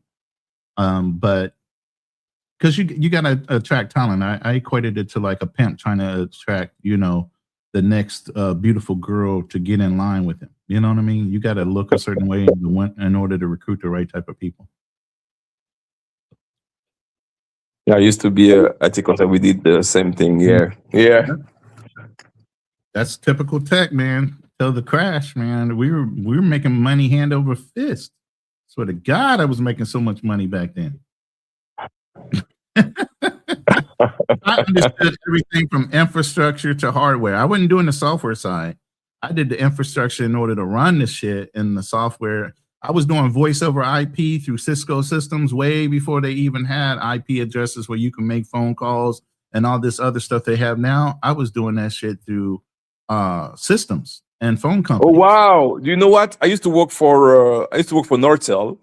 Then I used to Yeah, work with AT&T, and they used to use I remember the Cisco yeah, 7000, the Cisco yeah. router. And they were trying to buy iPhone. Apple was trying to buy iPhone from Cisco because System Yeah, had the name. So obviously they must have sold it. So there's a story behind iPhone. iPhone started off as IP phone, IP meaning phone. Yeah, network infrastructure set up from backbone to backbone. You can make a call to Russia with only dialing 4 numbers from a country, from like USA. If you had a location in the US and you had a location in Russia, instead of you dialing a long ass number with the the zip, whatever the area code and country code and all that, you only had to dial 4 digits on your network, and through the backbone, it would call and make an IP call. That's why I still even have it in my head. It only costs it's 8 kilobits for sound and about 30 kilobits for video. I know that in the back of my head because it's still there. So your network had to be able to support at least what, 38 kilobits through your network backbone into another site in order to have a consistent 30 frames per second in video call and voice. I know more yeah, than I know, and I forget more than I know. It just comes up every once in a while. Like, oh my God, what the fuck? Oh yeah, I used to do this, that, and the other, and I remember. But yeah, man, I know a lot and I forget a lot. I'm old now. I have PTSD. I forget things, so I can't stay as focused as I used to be. But yeah. yeah. I remember I used to work for my last job was at Nortel in 2001, and I used to work for. They had acquired a company called Qtera. They had created an equipment. It was called the Optera Long Haul 4000, which was fiber optic equipment where for 4,000 miles you didn't need a repeater. So I was part of that group, and then I was like, that was like a dream job. I remember back then I was making $144,000 in 2001. That was good. It was huge, especially once it got into fiber optics. Wow, And you're talking about network degradation. It's like, well, there's network degradation through your fucking cable, your copper and your cable, blah blah blah. You just start spitting out shit, bro. I know. So it's no, I mean, and the configuration was not as easy as it is now. Remember, after computer equipment, I mean, you didn't have one line where just everything was off, and then you have to redo it, make sure it was connected, bro. I remember that. Those were the good old days. There was a lot of guys in the Marine Corps. I was in telecommunications in the Marine Corps. A lot of guys are moving out of, we had the backbones through the to the phone system. So a lot of the military was training on fiber optic cable splicing, and I didn't go that way. I went microcomputer because I was in teletypes, and they phased out teletypes. So they say you can go computer or you can get into telephone. And I'm like, I'm going to go with computers. So I've been around computers since 88. We were running networks through 2-pair wire through a fucking field. And radio man would wire from one place to another. We were burying the wires and running networks through fucking 2-pair wire, bro. 1988. Yeah. And I was in the Marine Corps since 1987. So I just got done with school for teletypes, and they said, "Oh, by the way, we're phasing out your MOS." I'm like, "What the fuck?" Like, you can go on the radio, you can go on the microwave, you can go into TTY with your telephone, you can do whatever you want. And I'm like, I'm gonna hold up for a second. Everybody else is jumped, and then they closed my MOS, and then they said, "Okay, we're reassigning your MOS code to this. Now you get to go back to school for this." And we did all the way down to component level repair for computers. Before they started switching out whole boards and stuff like that, we actually would go down to the diode transistor, pull that shit up, and replace it. Damn, yeah, those were, then when I got laid off, I couldn't find a job paying as much. Imagine, and then I had then AT&T offered me 40K. Can you believe it? I'm like, I'm not taking that job. I'm like, you know what? Like initially in college, I did pre med, then I did the 1 year of med school. I'm like, you know what? Let me take a vacation and go back to med school. At least, that's what I was thinking about doing. Then came to the DR for vacation. Met my wife at the time. I was like, okay. Then met this guy that was working for a company called Orange Telecommunication. They need someone who spoke French and Spanish and English to right up your and alley. exactly. I'm like, okay, well, so listen, I didn't take the guy seriously, so I sent my resume because after like 2 weeks of the guy insisting, next thing I know, I go to the interview, is ask him, when do you want to start? And then I say, how much? He said, well, we cannot match what you're making before, but here we can pay you. It's $80,000. I'm like, you're talking right now. Listen. You're talking right now. Guys don't understand. Back in those days, you dictated your terms. I didn't go in as an at-will employee at all. You ain't fucking get me, especially in California, as an at-will employee. We're going under contract for a certain time period. I'm going to renew that shit at the end of the term. You're not going to lock those were good, bro. Certain fucking pay. You fucking crazy? So, hell no. So I know. So I calculated. I'm like, $80K in the DR. I'm here on vacation. I'll land this gig. I'm like, why not? So I took the job. Then I started working for Orange. Then I got another job offer after that for a company, a Spanish company. They used to run casino, which was Casino Española, Lina, Almirante, and the Hilton. We're called the Majestic. So they want someone to handle all their IT equipment for casino. And I looked at it. Then at the time they offered me 110. I'm like, okay. Oh my God, that's a lot of money back then. Shit. In the DR, I'm like, shit, I took it, and worked for them for a while. Then, working with Spanish people, you could see that there was lots of tension because I was the only black guy working in high level management. Right. And I started having issue with black Dominicans. Wait.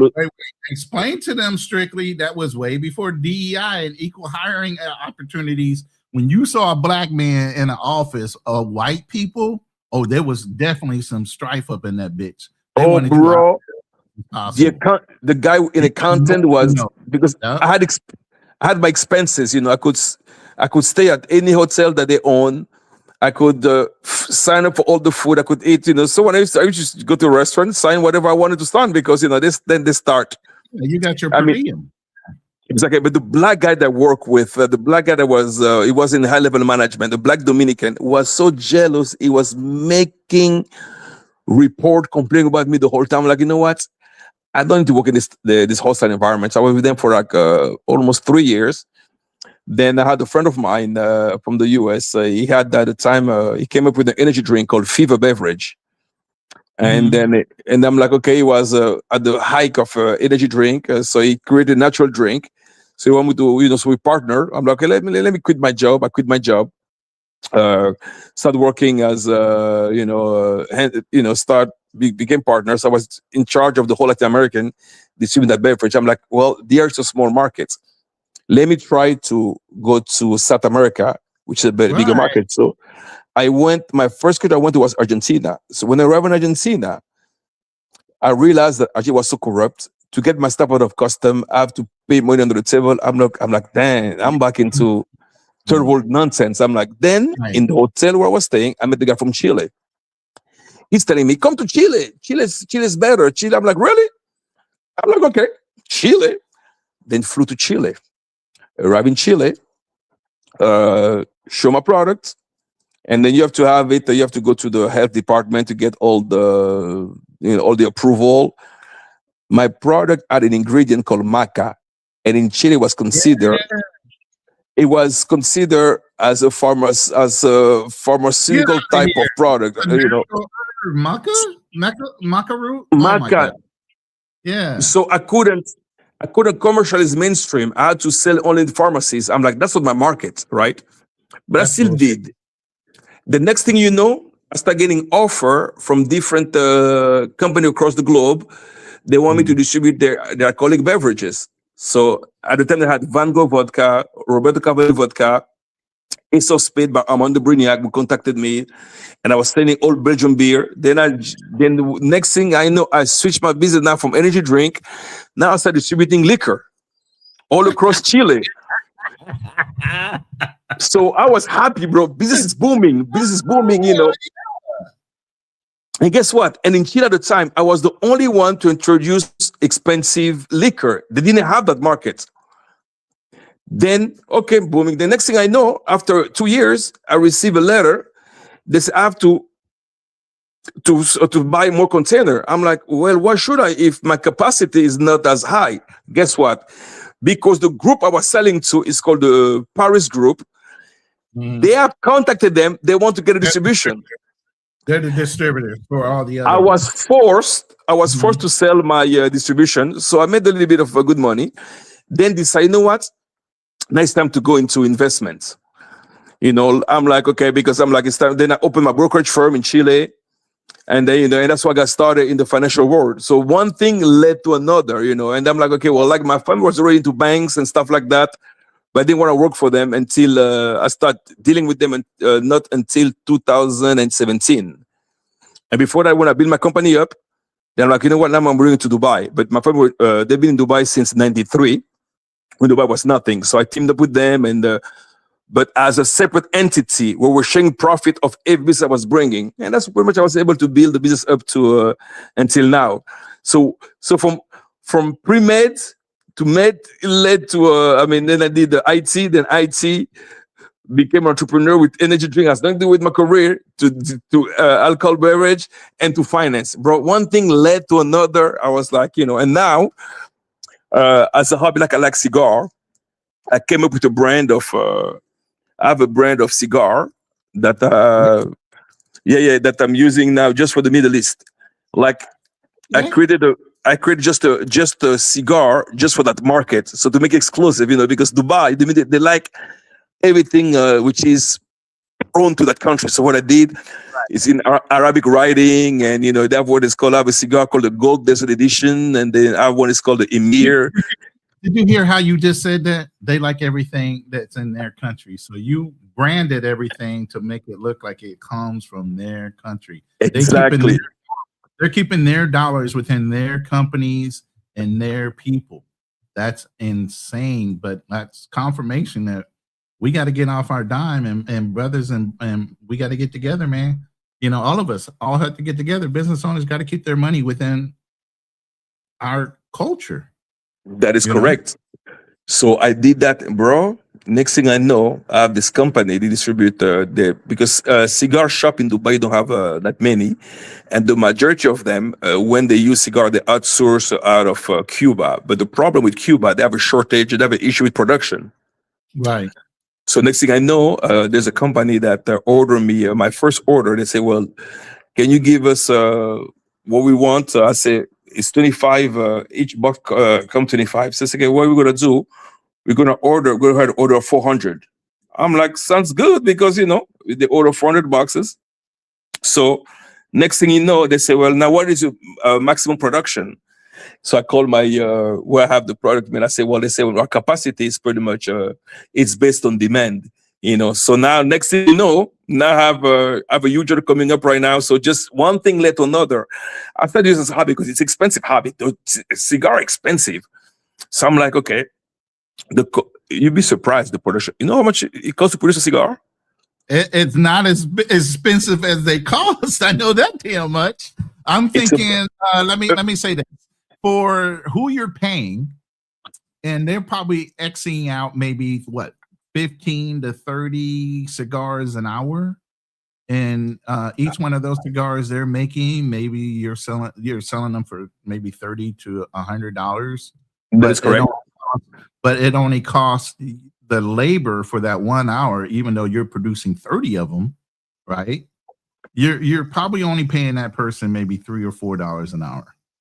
That is correct. And each cigar costs me about to produce them about $3.50 with the label and everything. Imagine.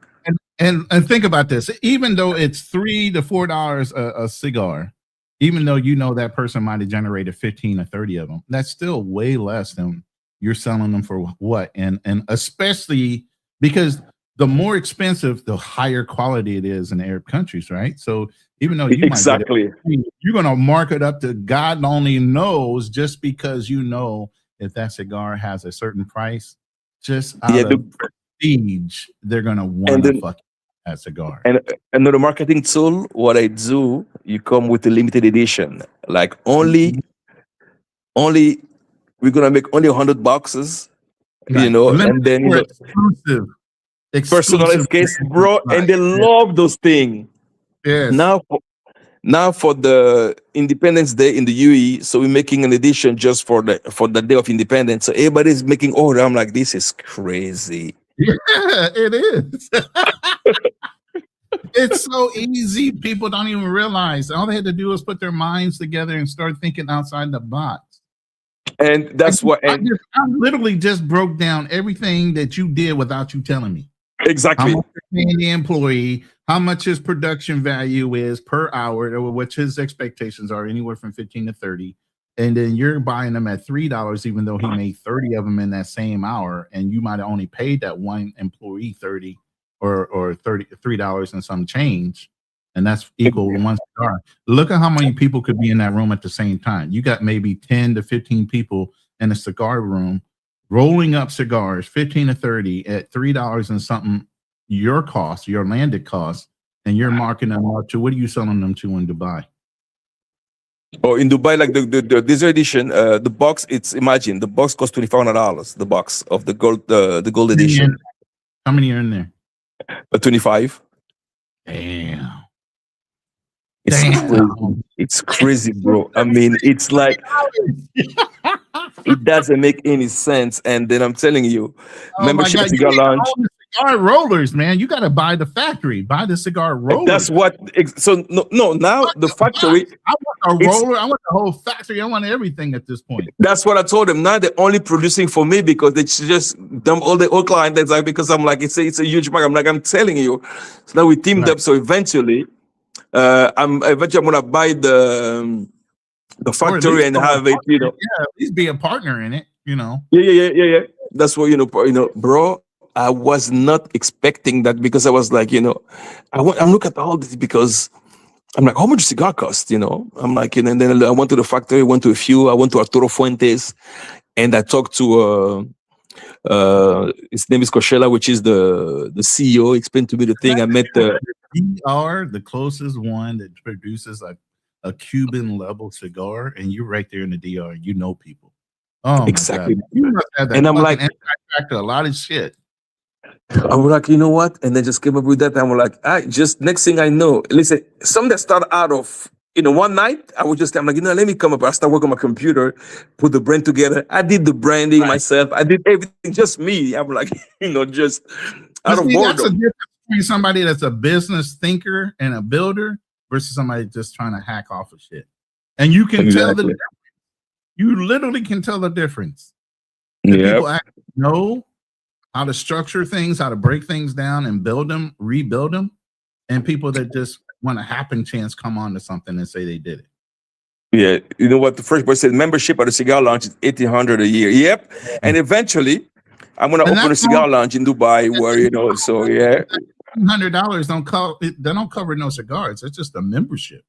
You still got to store. It's just a membership. Yeah. You might have to pay for the rental space and the humidifier or whatever keeps the cigar fresh. You'll get access to that, and then you're still paying for, or you storing your own liquors in a lot of these lounges, right? So that's $1,800 per man. That's a racket too. And eventually, what I'm trying to come up with now, because they have good rum in DR, I'm trying to see if I can team up with a local rum company and come up with brand, like, so they have, so I'm looking at I went to Barcelona, but no, Barcelona was bought by Brugal was bought by the same one who extenuating your extenuating circumstances aren't as in danger as if you were a successful businessman, maybe in Colombia where they have cartels. Exactly. That's a good thing. You don't have a cartel in the DR to fucking want to push up on a successful businessman and kind of glaze off of your fucking success. You ain't got That's to what I worry like about about the DR. That's what I like about it. the DR Because you get the, too big in Colombia and everything else, and they know you're a fucking foreigner, they're gonna come up and glaze up on you and say, "Yo, you want your business to continue to function? We need a little taste." because I mean, in the DR, I've met some people. I mean, you have some like Frank Raineri, the guy who did Punta Cana. That guy is, I mean, is one of the richest men in DR. And then you have lots of successful DR people who actually made the money legally and through hard work. And when you have those people as you mentor, you talk to them, you have business meeting Right. with them, you pick their brain, and then you realize that it's not that. But Colombia, forget about it. Colombia, you get kidnapped, they will kidnap your kids, they will, you have to have security. So to me, no, I'm not Finding out interested in that what type of happened, environment. all of it. Yeah, I mean, it's ridiculous. But yeah, that's And a I'm gonna smart tell move you, in the DR. That's a really smart move. in DR, you have so many successful businessmen that you go to. There's a place called Casa de Campo. That's a lot of people don't know DR. You go to Casa de Campo, and that's where you have like Marc Anthony got his place. You have Jennifer Lopez. All those big guys, Shakira, they all got mansions there. Where the cheapest house will cost you $3 million, and that's in the Dominican Republic. It's called Casa de Campo La Romana. Unbelievable. When you go there, you're like, am I in the DR or I'm in Nabicus Island in Miami? I mean, you just like, it's crazy. It's crazy. So when you see, and then you'll be surprised the quantity of successful businessmen you have in the DR. But of course, people don't see them because they're not part of that world. You know what I mean? So Right. when I see someone gonna tell me, okay, pull up, and then I'm like, I'm not pulling up and do what? I mean, what do I look like? And start. This is internet stuff. This is a different entertainment, like but then I'm even straying away from it because it's just negativity. And then You see how quickly our conversation went from that drama bullshit to actual real business. exactly, making money. That's where your mindset is different than everybody else. Totally different. We have a different mindset. I'm like, and that's initially. That was my main idea with coming to that space. I thought I was going to meet lots of people, the same mindset. We want to build something together, and be able to achieve something. Then I realized that it was virtually impossible, and I'm going to be honest with you, Ron. I mean, I was surprised to see that collective mentality. At one time, I had to question myself. I'm like, am I a nerd? Or am I just out of reality? What is it? Because I couldn't relate myself, couldn't identify myself with those guys. I'm like, am I the problem, or I'm just goofy? I've been outside the loop for too long. Because then I realized that no, I'm okay, just a different mindset, totally, Yeah. But then when I met you, Ron, I met Fearless, I'm like, okay, yeah, those guys are, I like their conversation. Our conversation is still limited in this space, even with the level of information that we have. That I said I got to pull up a whole nother channel and start from scratch, move some of the people that follow me on that channel over to the financial side of the house. Because you're gonna get the trolls, you're gonna get the other things that only want to come in for the YouTube travel drama, and instead of the real information. That is correct. Look, Fresh Boy say was spending at least 3,000 easy in a few months. Yes, cigar. It's a bad habit, bro. That's money. All you have to do is open up a storefront and say it's a cigar bar. What the fuck? How much money are you making off of that shit? With 3,000, you get 1,000 cigars. Right. 1,000 cigar. And then someone said, Sissy will find you someday and you will know the way of the bamboo. Guess what? Sissy will never Sissy will never find me. First of all, to get access, that's what I told him to pull up. To get access to my place, he has to go through the reception. Big J escape, yeah. What's going on, CTG?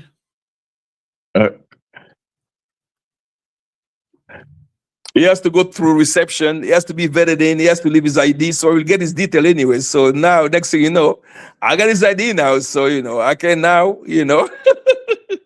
Otherwise, he ain't going up. So that's why, But myself just go, hey, yeah, I'm here. Let's pull up and let's fight. Come on now. I'm too old for that.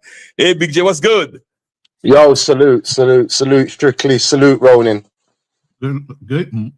Well, I don't know if it's good morning, good afternoon for you, or good evening. It's How you doing? actually early in the morning, it's late in the morning, past 2 a.m. Okay, because it's 10. I think it's 10:22 here in the morning in the Philippines. Oh, So you're in the Philippines. How is that going for you? I love it. I love it. Yeah? I'm at peace. My ladies giving me a environment of peace and support, and all I'm doing is developing infrastructure. Oh, So sweet. Right. It's, it's priceless, priceless here. yeah. So, Big J, what's good? Yeah, I just had to listen to the beginning of I came in late, so I just thought I just rewind back. I listened to, certain pieces that you were talking Yeah, about. let me tell you how it was. Earlier, CC was live. Then I went there. All I put was just two eyes, right? Then he started getting them. We say, yeah, you see that live you did? I want you to tell that in my face, pull up, I'm like, well, I said, no problem. Let me give you but I'm not in the area, so it didn't make any difference. I was laughing. I was just messing with him. I was like, well, you got my address. Everybody knows it. Just pull up, But, so I don't say, no, you have to come and see me. I'm like, go to a public place and go live. I'm like, I said, hold on, why would I do that? You have to come to me. Why would I come to you? Why would I come to your control environment? No, you have to be in my environment where I control the narrative, where I control the settings. And they say, yeah, they start saying stuff, yeah, you depending on your mom's money. I'm like, guys, you guys don't even know me. You guys just make stuff up. So I was just laughing.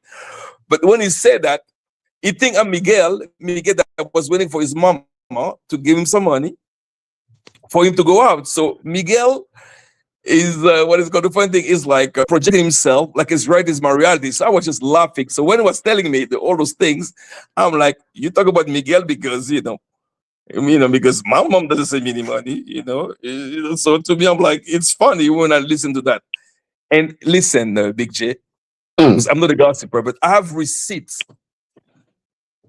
I have receipt of his mama sending me $50 recently so he can buy some food because those girls talk among them, and there's a group where the ex Miguel's girlfriend, they all put together. I mean, I know.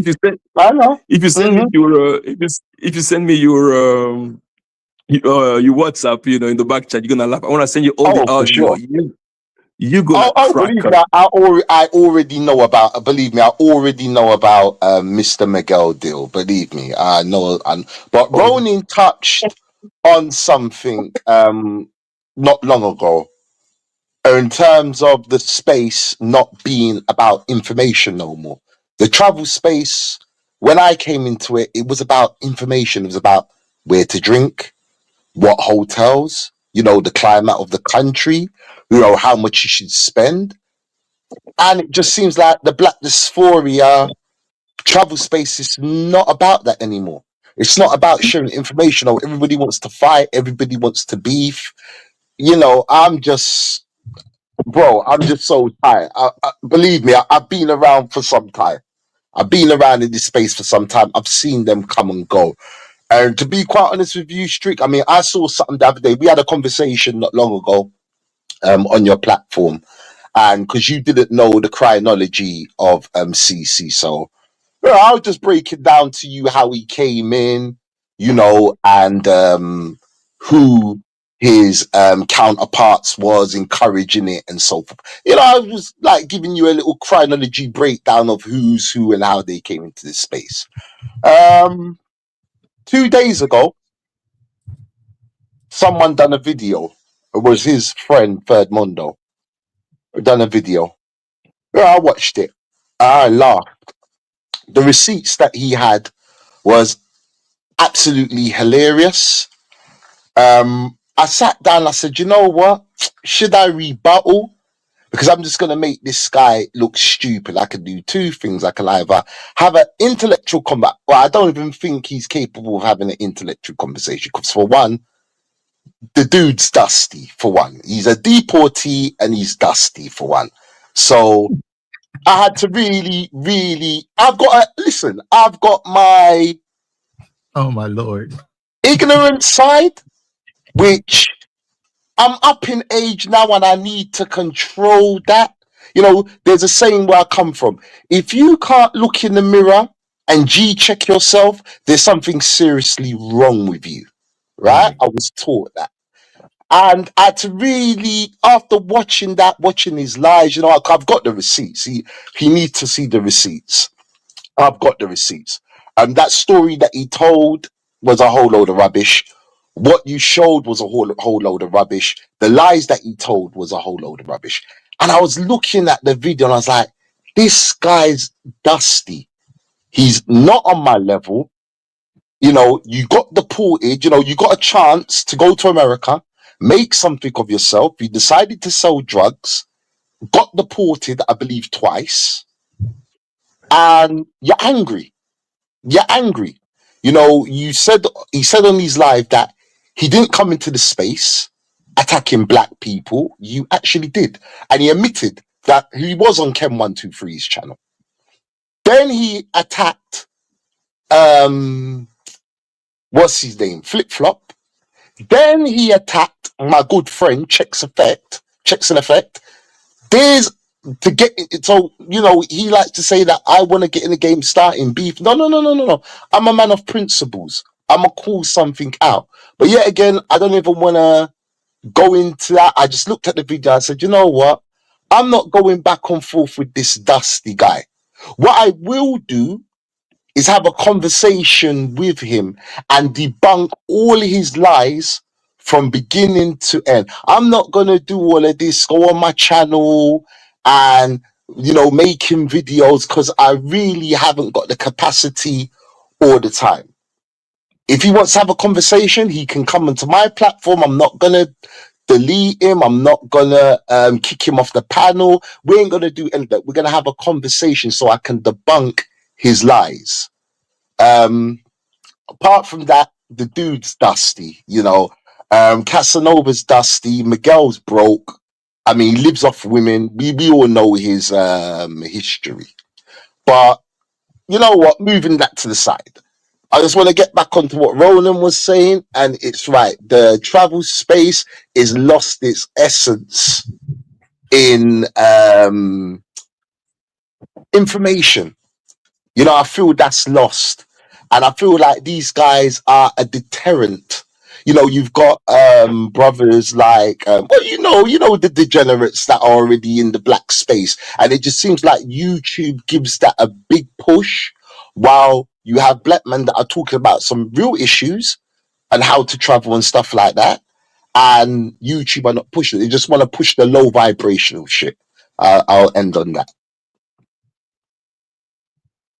Yeah, now, like you said, I mean, there's no information anymore. I mean, I've been watching those lives. I mean, by the time you're done, you're like, okay, what information do I have? You have someone, for instance, in the suit sitting there talking the whole time, no content, then the place Mm-hmm. to travel, place to Mm-hmm. eat, place to, the cost of living, the lifestyle, the local, the local pub, even the local colmados, like the local bodegas, like the real lifestyle. And it's such a huge country where you can actually show different type of things, but there's information. I mean, they're like, okay, what is not the travel space anymore? It's like literally the monger space. It's not interesting anymore. I mean, you don't even know. I mean, as far as where to rent the car, or if you want a Mm-hmm. cheap hotel, or Exactly. cheaper Airbnb, there is no information whatsoever. It's very unfortunate. Sometimes you watch, you're like, wow, you know. I've I have always to look said at this. you. Go ahead. Look, if brothers are traveling to Manga, do your thing. Yeah? Do your thing. But when was it ever a flex to put it on Front Street? That, That, to me, the whole thing of pay for play should be left in the darkest closet. It shouldn't be on Front Street and then they want to turn it into, oh, we're winning. We're winning. It's like, come on, guys. Like, stop already. Okay, yeah, some of these countries have prostitution going on. All right, cool. But, can we talk about something else? Apart from that, it just seems like that's the forefront of certain black channels now. It seems like it. That is true. That is true. That is so true. I mean, there's nothing. I mean, literally nothing. Nothing. I mean, just see. Okay, like you said, when is there a flex to buy a pee? I mean, anybody can do that. So, I mean, there's nothing to it. At least if you led to a dating event where you're dating this serious girl, and eventually you're documenting it, like, okay, I finally met her, finally reached something. But all there is, you're looking at the pricing and this and that. I mean, it doesn't make any sense to me. I'm like, well, since when? I mean, those things. I mean, in my time, when you do those things, I mean, you do those things in the law. You don't want anybody to know that you're Exactly. doing this. I mean, it's not something you should be proud of. I mean, that's something you do like literally behind closed door, because it's not something that should be proud of. That's why I say it. Like for instance, Ronin does. No, I mean, I never seen Ronin's girl. I mean, maybe sure, but but we know that he has a real woman that is leading to something. At least that, okay, wow, But you that's see, something. people will see. But then again, when you look at Ronin's situation, you're gonna have brothers that are gonna be like, oh, she's gonna take, she's there for the money. Oh, you're dealing with a Filipina. Oh, it's always something negative. And I overheard him say he's either, correct me if I'm wrong, Ronin, that you got rid of your old channel and you're starting a new channel. Is that correct? No, I'm still going to be running Ronin Travelers. Yeah, It has a unique aspect to why I'm doing this as a veteran suffering from PTSD, yeah. encouraging other veterans to want to travel.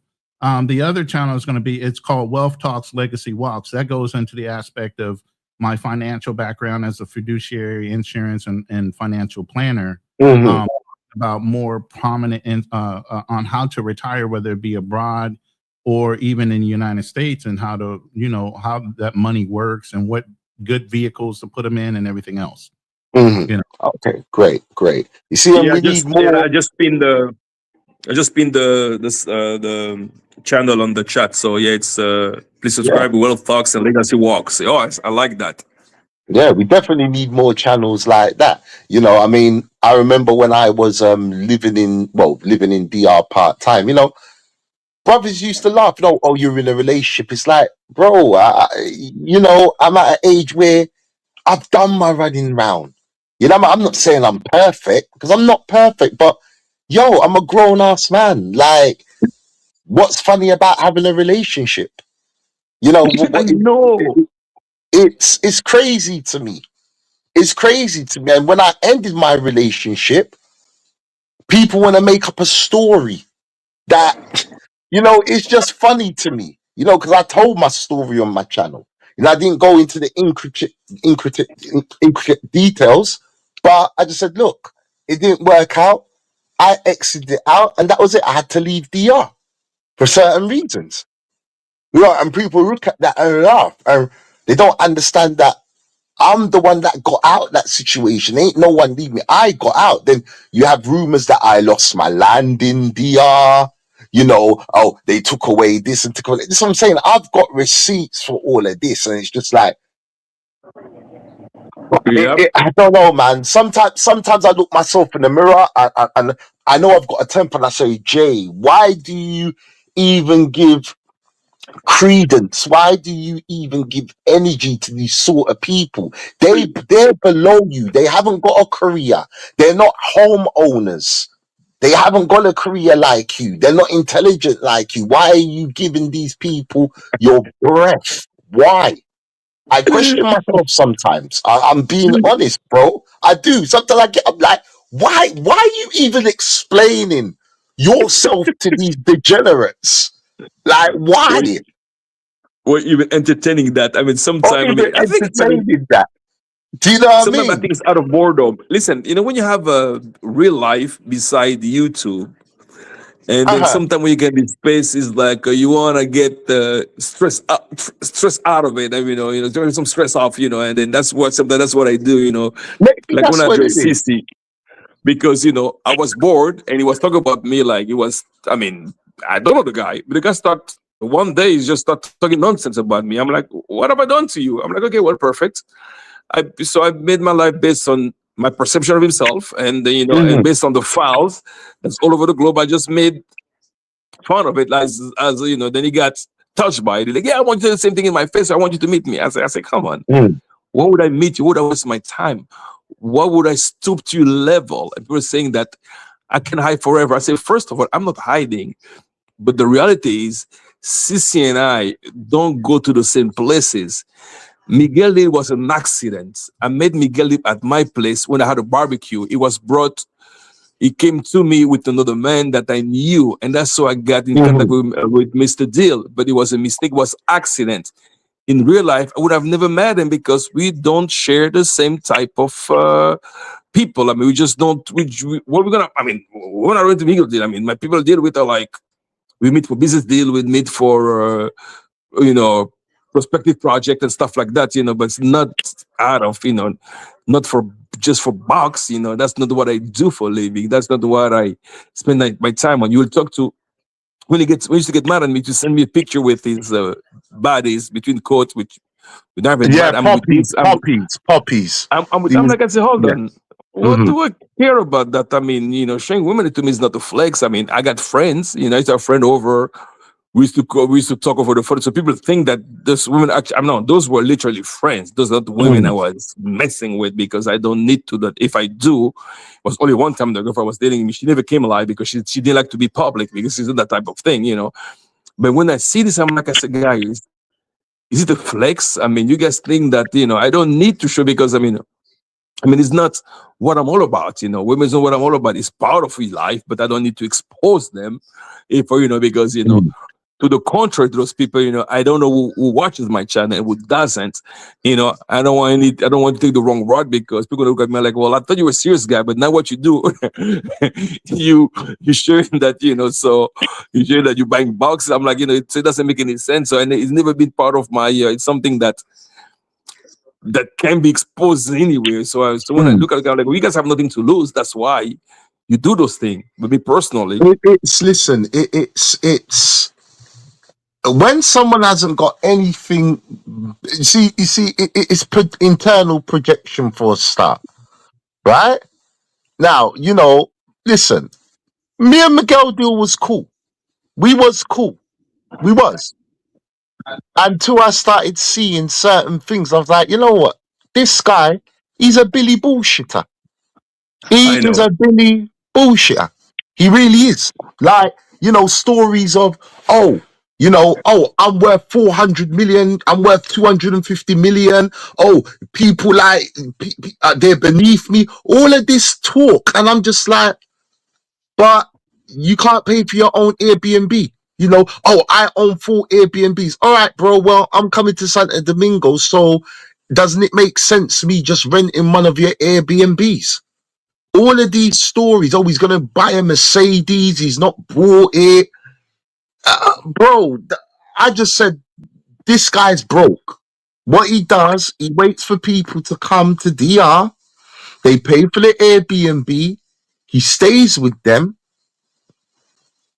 and that's it. Brokers the deal, stays with them, and then goes. He's got nowhere to live. He's not got penny to rub together. He's got no businesses, nothing. He doesn't own no land in DR, nothing. He is a Billy bullshitter. You know, this billionaire Russian girl that all of these stories, I've heard them all. Believe me, everything that you've heard strictly, I've heard them 1,000 times over.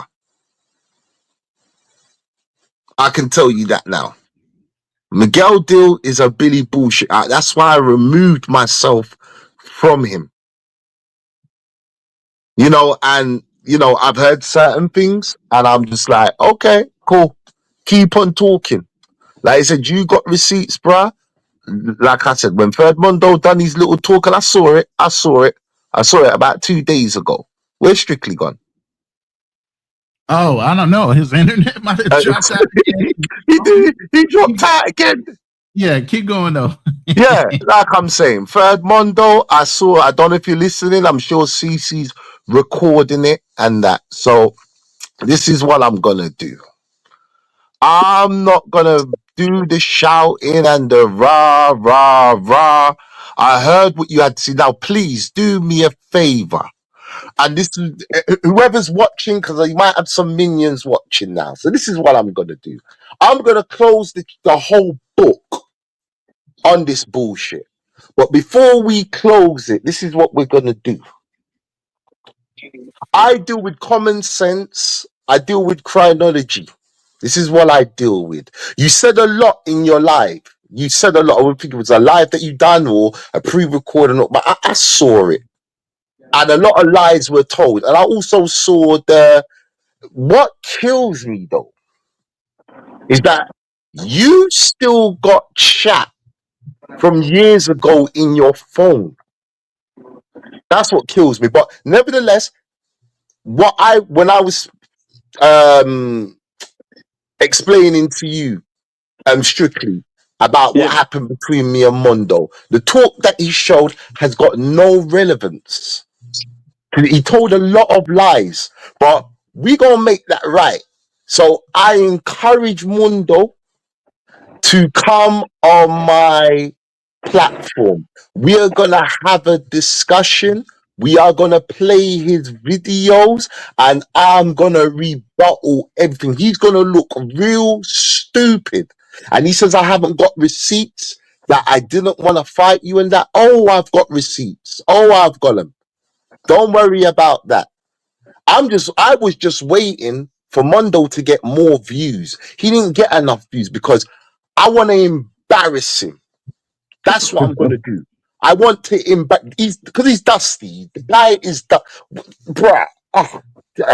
Jesus, this guy is dusty. He's They dusty. say You that got no money. You work in a call center for $500 a month. And don't get me wrong, he's supporting his family. Salute to you, Mondo. I respect any man that goes to work and supports their family. I ain't gonna shit on that. But you, Mondo, are not on my level. And my guy, and he's probably is listening to this, my guy, no Dominican chick took anything from me. Right? I don't know where maybe you got your rumor from everybody that was no Dominican chick took shit. The Dominican chick that you were talking about, she's from Barbaro. That's not the chick that I was with, that I was living with in Puerto Plata. The chick that I was with when I was with her in Barbaro that you saw help me obtain land in Barbaro. She owns her own house. She owns her own land. She couldn't have took shit from me because wasn't with her, my guy. I still have my land, and I will put up. Also, I will put them receipts up too. I will also put them receipts up. I own land in Barbaro, straight up. I'll put that up. So no one didn't take no land from me. I've never owned a house in DR. So no one didn't take no land from me. I'm sorry, no one didn't take not a house from me. In terms of you said that you put up a picture of someone sleeping in my bed. No. When I found out my ex put voodoo on me and was stealing money, which it all came to about 42,000 pesos, which she stole, and it's about the principle, not the cost of what she stole. What I did, I tricked her to go to the Western Union to go and grab some money. In between that, I got 4 Dominican men to come to that yard and clean that yard out. I repeat again, when she went to go and get more money, I went to the house with 4 Dominican guys and they cleaned that house out. I took my furniture. Okay, Third Mundo? So get your facts right. No, as we say in Jamaica, no gal did style me bedroom. Right? Nah. You got me messed up. As soon as I saw this chick was on some bullshit, I said, okay, there's a saying where I come from. Yeah? Do the fucking before you get fucked. So I already know how women move, certain women move in DR, should I say. I'm not going to say all the women move in DR like that. I say certain women. When I saw certain patterns, I was like, all right, then we're going to see. We're going to see. Then she decided that she's gonna go to the Fiscalia and press charges about how she wants her furniture back when she didn't buy no furniture. Then when she sent me the Fiscalia letter, I know in DR they lock you up and ask questions later. That's when I bounced to Brazil. that is That's correct. when I bounced to Brazil. And I also have receipts on that. I have people that when I cleared out the furniture, do you know what I did? I tell you what I did. My friend Cortez, I rang him because it was at another friend's house. I said, go and get the furniture and give it to who you need to give it to, as long as she doesn't have it. So no one didn't take anything from me.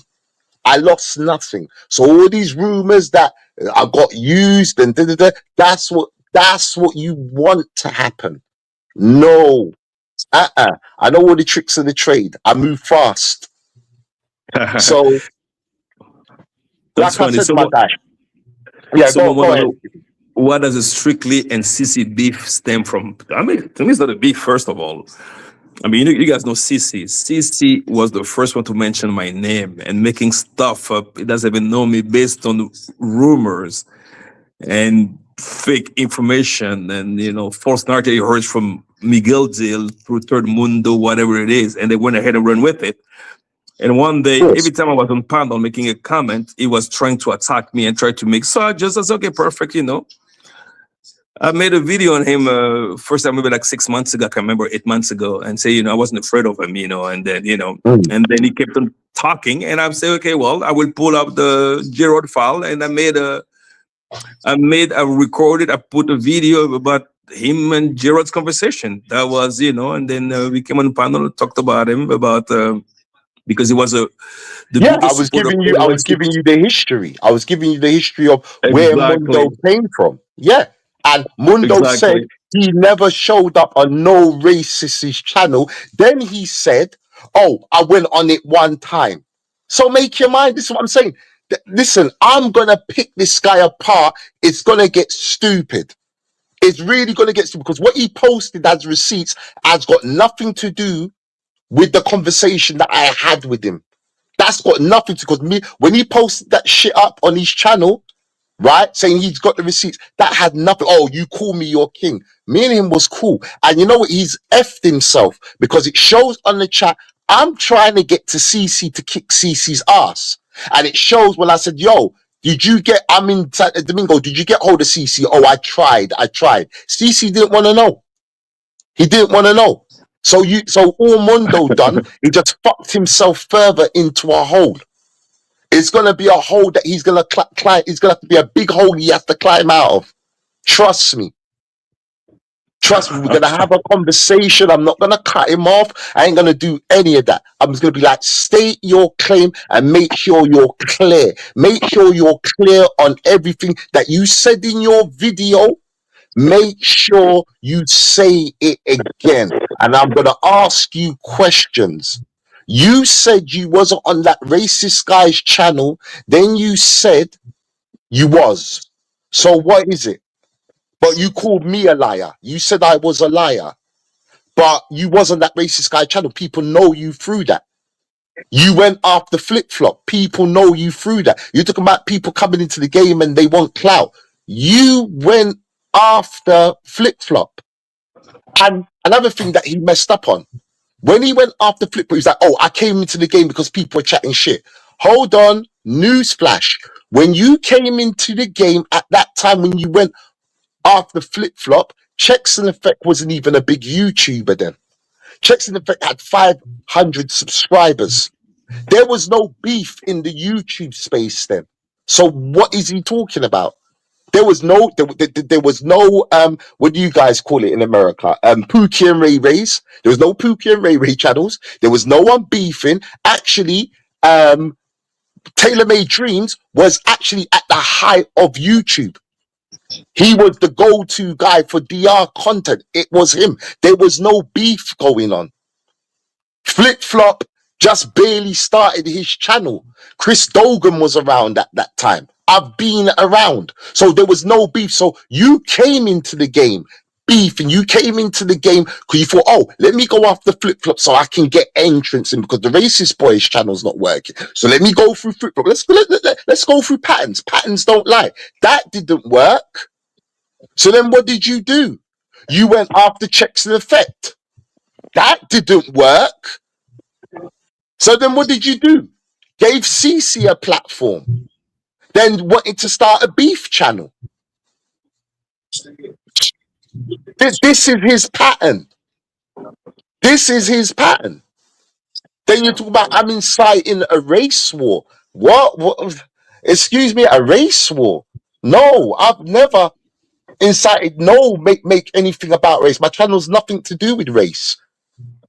So yet again, he presents these decoys in his talking. He presents all of that, and it doesn't make no sense because that's not my character. People know that's not my character. People have gone on my channel.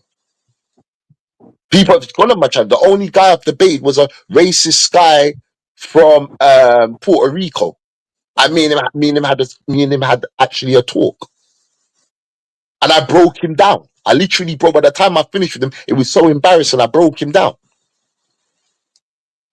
and let him know a few things. And it wasn't even a shouting match; it was just a conversation that we had. So, Mundo, stand by what you said, please. Stand by what you said. Right? You say I haven't got the receipts. Oh, I've got them. I've got them, Dusty. I've got them. I've got them. I have them. Believe me, I have them. By the time I finish with you, it's not gonna be pretty. You are gonna be oohing and ahhing. Because I'm gonna say, because you've really dug a hole for yourself. Big time. Big time. Because you put up receipts that had nothing to do with your conversation. But don't worry, you go and see the conversation that we had. And the time and the dates. He said verbatim, right? On his channel, strictly, right? That Yeah. he said about Milano. He said that the Milano situation, when I called him out to fight, was way after. I'm gonna repeat it again, people. He said on his channel, when I called him out to fight because he put up a chat that had nothing to do with it, that the Milano incident happened way after. I'm gonna prove to everybody that the Milano situation happened way before I called him to fight. Because I said to him, why don't you come and meet me in Santo Domingo? Because what I done, I didn't have his number because didn't deal with him no more. He was talking madness, so I hit him up on IG. In verbatim, he called me. I left my number. In fairness, he did call me. And I have the receipts for that. He did call me. And I said, look, I'm in Santo Domingo, drive from, I think he lives in San Cristobal, if I'm not mistaken. I said, drive, I'm just down the road. I'm by myself. We will move this furniture out the way and get it. Let's just go for it. And I'll buy you a beer after. He didn't want to know. He told me, his mum went to I told him that his mum went to the dentist. No, that's when me and you were cool when we met at the WMP. We didn't have no beef then. And he said, I turned up with my peoples. No, I didn't. I was with another fellow YouTuber. I have receipts for that as well. Because it's still on my channel where me, Mundo, and what's the guy's name? Travel Shortcuts, another British YouTuber. We all took a photo together. So I didn't turn up with my peoples. Actually, there was another YouTuber then we took a photo together.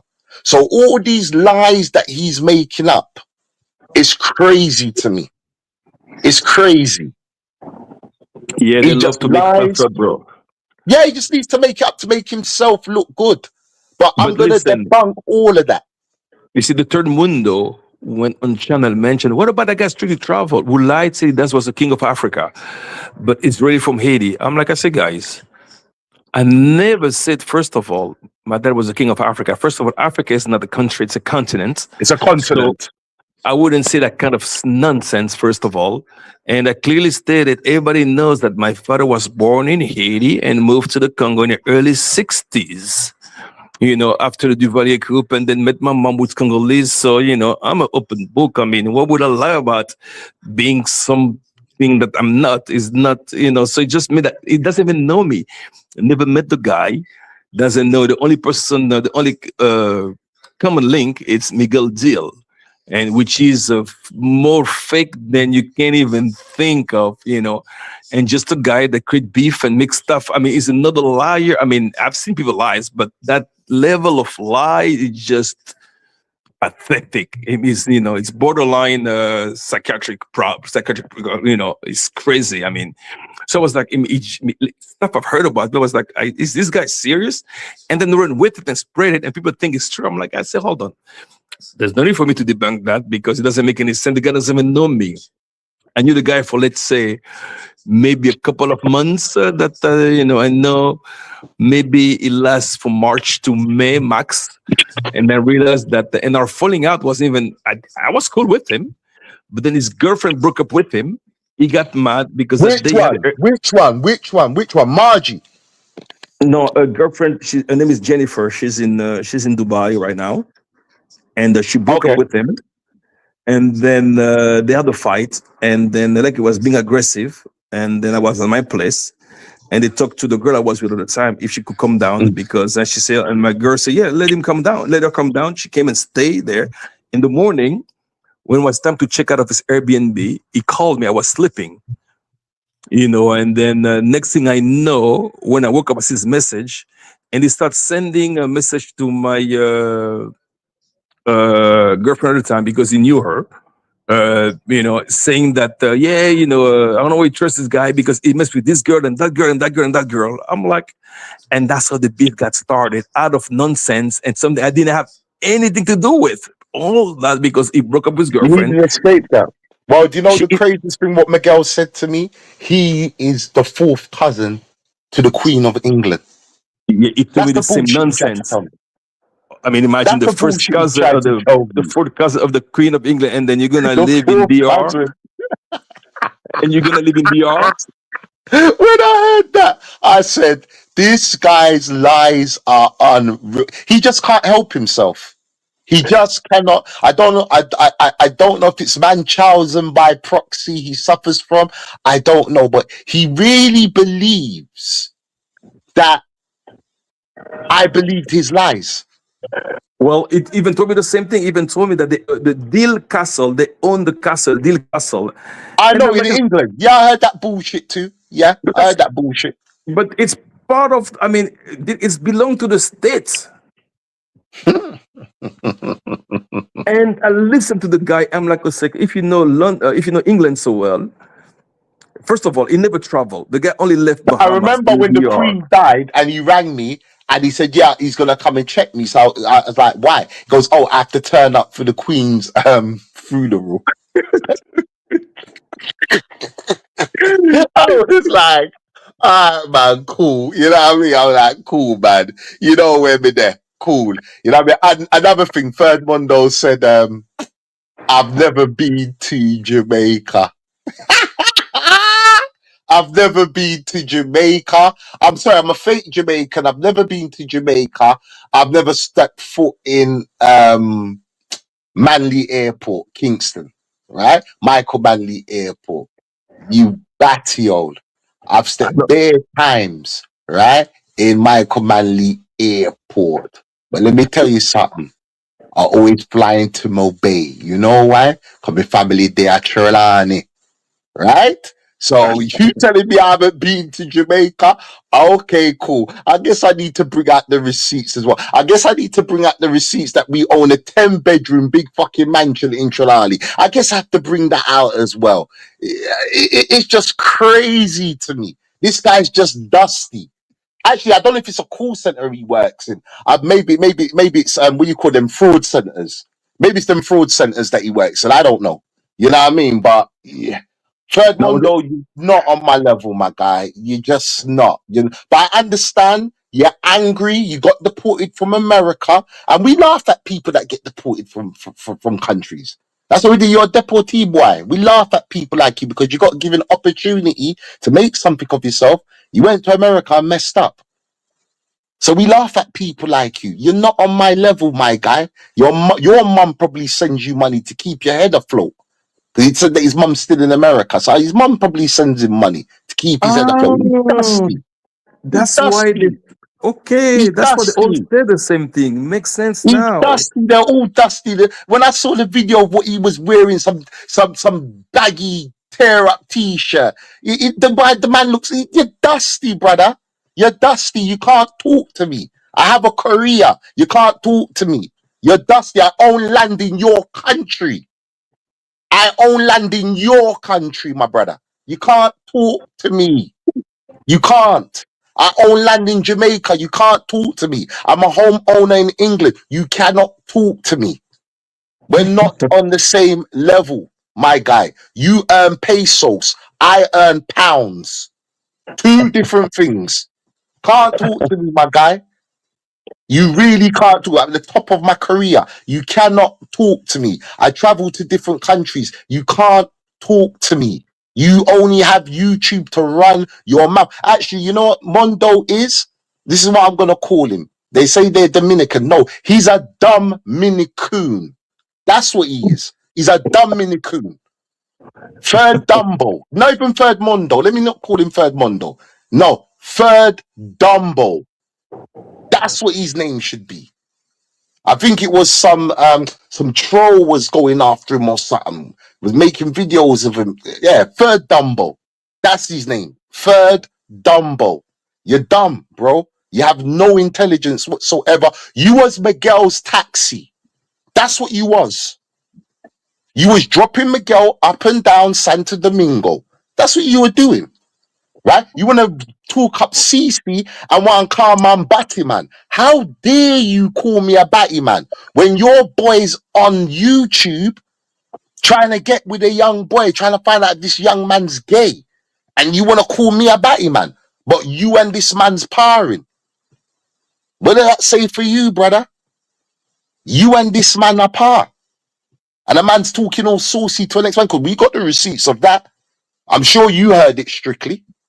Yeah, I heard it. Yeah, I There heard you it. go. There I you heard go. it. And the man told him repeatedly, yo, what's with this gay shit? Why you keep on asking me? Oh, come on, tell me. No, come on. That's your guy. And you want to come and tell me about Batman. And that's your bedroom. That's what I'm saying. This guy's dusty. Dusty. He's dusty.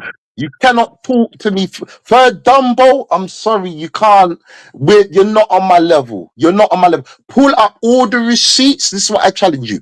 Please, I beg you, go and find the girl because I've got the receipts as well. You're gonna look stupid that someone's sleeping in my bed. That's not my bed. But I'll show you the color of the bed that I took. That my furniture that I took.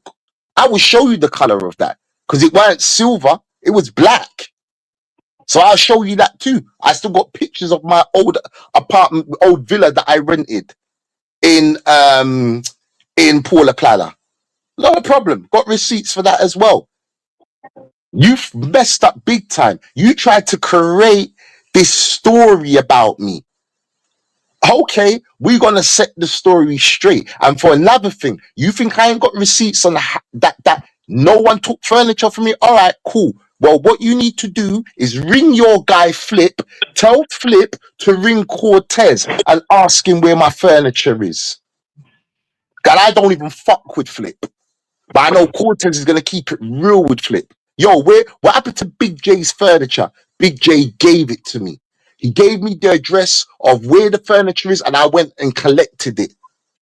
What did you do? Yeah, he had money. What happened to the money? Big J told me to keep it. This is real talk. I said, Cortez, keep it.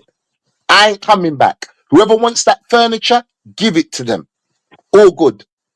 But no one didn't take no furniture from me. Nobody. So all these narratives that he's creating is all a pile of junk, and he's gonna look real stupid. He's gonna have to account for everything that he said in his life. You're gonna have to account for that, my guy, and I hope you do. Account for it. Stand by. I don't want no. It's answer the question straight. The receipts that you put up, is that are you telling me that's in conjunction with me calling you out because you pull it out? Because I can show you they were miles apart. The dates are different. And I have the receipts. I have the real receipts of that conversation. What he posted has nothing to do with the conversation that we had, because what he posted, me and him were cool. What he posted, me and him were cool. But I'm gonna debunk everything. I'm gonna debunk everything. And then when I do that, when me and him, if he does come, because I'm not going on his panel to play games. I'm not going on his panel for CC to pull up and play games. Bring your crowd with you.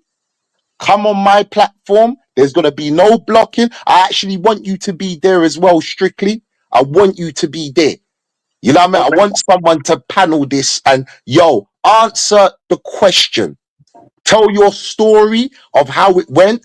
Put up your receipts. He can send it to me. I'll put up these receipts and I'm just going to debunk them one by one. And everybody's going to see that he's a liar, that you're a liar. Like I said, ring your man Flip Flop. Tell Flip Flop to ring Cortez. Cortez is well known in Port Plata. Everybody knows Jamaican American Cortez. And Cortez will tell you verbatim what happened to my furniture. So that's going to be debunked. Me losing my land, I'll put my papers up. That's going to be debunked. No one took my land. I've got papers to prove I'm a landowner in DR. And you should know what land papers look like in DR. I don't know, Ronan, if you know what land papers look like in DR, but I have them. Yep, I know what they look like. I have them. As a matter of fact, give me 1 second. Yeah, give me 1 second. Give me 1 second. Okay. Hey man, he's on a roll. I ain't had to say nothing. I'm just sitting back here like, Yeah, it's been there because Third Mundo did the live on here, man. He's like same for like old beef, and he just makes stuff up, and and then even mentioned my name. I was like, Third Mundo mentioned Strictly. I'm like, I don't know the guy. I've heard of him, never met the guy. Don't know what it looks like, and someone say, look at his channel. So I look it up, and he mentioned him. I was like, this is crazy. And earlier on CC panel was actually saying that I get money from my mom. I'm like, okay, it seems that you guys are projecting yourself, I'm right. like, okay. So I start messing with them. I see, Google my dad, like messing with them. They say, that's diabolical shit right there. You 50-some years old. You asking your mama for mom, money? I'm like, you guys are serious? I'm like, you seem like you guys don't know. I'm like, I say, hold on, my mom? I said, you better Google me and find out, my mom, I just laughed at it. I'm like, but because Miguel gets money from his mom, maybe Termundo, that's what I don't know about Termundo because I can't, but Miguel, I know that for a fact because I got receipts. Because I know even his mom's name, because, from his phone, so you'd be surprised. I'm like, okay, so I'm like, don't start things you cannot, you have to be able to back it up. Sorry, guys, I've just put, so here's my receipt. Here's my receipt. Just don't show your name, bro. Right? No, I don't give a shit about that. I mean, respect to you and Ronin. But you're right. You're actually right. I'm not going to do that. Thank you, Ronin. Right? Yeah. So this is my receipt for the land that I brought. Yep. Right? Here is my registry papers. Those, I got 2 pieces of land. Those are real, 100% real. Right? So who took my land? I've got 2 papers. Who took my land? Here's my receipt. Who took my land? I've got contracts. Who took my land? Who took my land? Who the hell took my land? Who took my land? Who took my land? Take what? I own land in your bloody country. Get the hell out of here. Who took my land? Took what? Took what? Sorry, guys, I'm going off. This is what I'm saying. This guy is not on my level. Not on my level. You're not. I own land in your country, in Barbaro. Of all places, I own land. I'm a landowner in Barbaro. Congrats, bro. Right? Hold on. I ain't even done. I'm going to show you where I own land. Right? Atala Green City. Oh, that's nice, yeah. Who took? Are you crazy? Are you crazy? Man, please, stop. Please. Please. Please. I find that insulting. I find that insulting. How dare you? How double dare you? That's insulting. A woman take land from me? Never. Never. Never. And it doesn't make any sense what it's saying. I mean, how are you gonna take land from somebody without the due process? It doesn't. I mean, it's not even. That's just that verbatim, just that figure of speech doesn't make any sense at all. I mean, you just take land. I'm gonna take it from you, like just like it's a. No, it doesn't. Someone make any took sense. land from me. No, the woman that he's talking about right? And shout out to Angie, right? She put me on. I paid Dominican prices in Barbaro. She put me on. We Well, broke up because I wanted to live in Paula Plala and she wanted me to move to Barbaro and I weren't feeling Barbaro. So what the hell are you talking about? I wasn't even with that woman in question that you claim that took furniture from me. I was with another lady. Get your story right, my guy. Get it right. Get it right. I kicked her out, sent her to the Western Union, told her, go and pick up this money. It's going to take some time. While she was gone, I cleared that yard out. Because one thing I know what Dominican chicks do, they love to come and clear out people's yard and claim that it's their furniture. And no. That weren't going to happen to me. You want that story to be true. You want that story to be true. I'm a Jamaican. That shit ain't happening. I'm not them. I'm a Jamaican. I'm not them. Yeah, I ain't gonna let no girl style me, take my furniture and look me in my face. Nah. I said, all right, you wanna play that game? Two can play that game. I struck first, got rid of her ass. But I know you want that horror story of a girl, a woman used Big J and yeah, he this and nah, bruh. No woman used me. No, none. She didn't get away with shit. So I don't know what the hell you're talking about, Third Mundo. Honestly, these fabricated stories, they're good. And for some stupid people, I'm sure they want to believe that. I'm pretty sure they want to believe that. Ain't the story, my guy. It ain't the story. But he's probably mad because I done that to his women in his country. So that's what he's probably mad at. But my guy, I own land in your country. I own land, all stamps. So I'm glad that you know what land papers look like strictly. And it's there. oh yeah, okay. Certified landowner. Yep. 2 pieces of land. 2. Not just 1. 2. 2. 2 pieces of land. 2. Actually. 2. That's 1. That's 2. 1. 2. So he can put that in his pipe as well. Actually, he'd probably say it's fake and I've gone and you know how these dudes are already. I know, You know how these dudes want. And Miguel Dill, you claim that you're a millionaire. Let's see your land papers. Because I know you don't own shit in DR. Let's see your land papers. I want to see your land papers. But you claim that you're a millionaire and you got this and you own that and you own it, but you ain't brought no land in DR. And that's what I was all about on my channel. Own something. You guys are coming down here. You know, you're banging all these whores, but you don't own nothing here. You don't own nothing here. How long have I been living in Europe? I was born in England. Respect to gangster lifestyle, man. Salute you. I was born in England, bro, but my background is Jamaican. My background is certified Jamaican. I've got so much receipts. Man. Mondo, come on my channel. Let's have a conversation.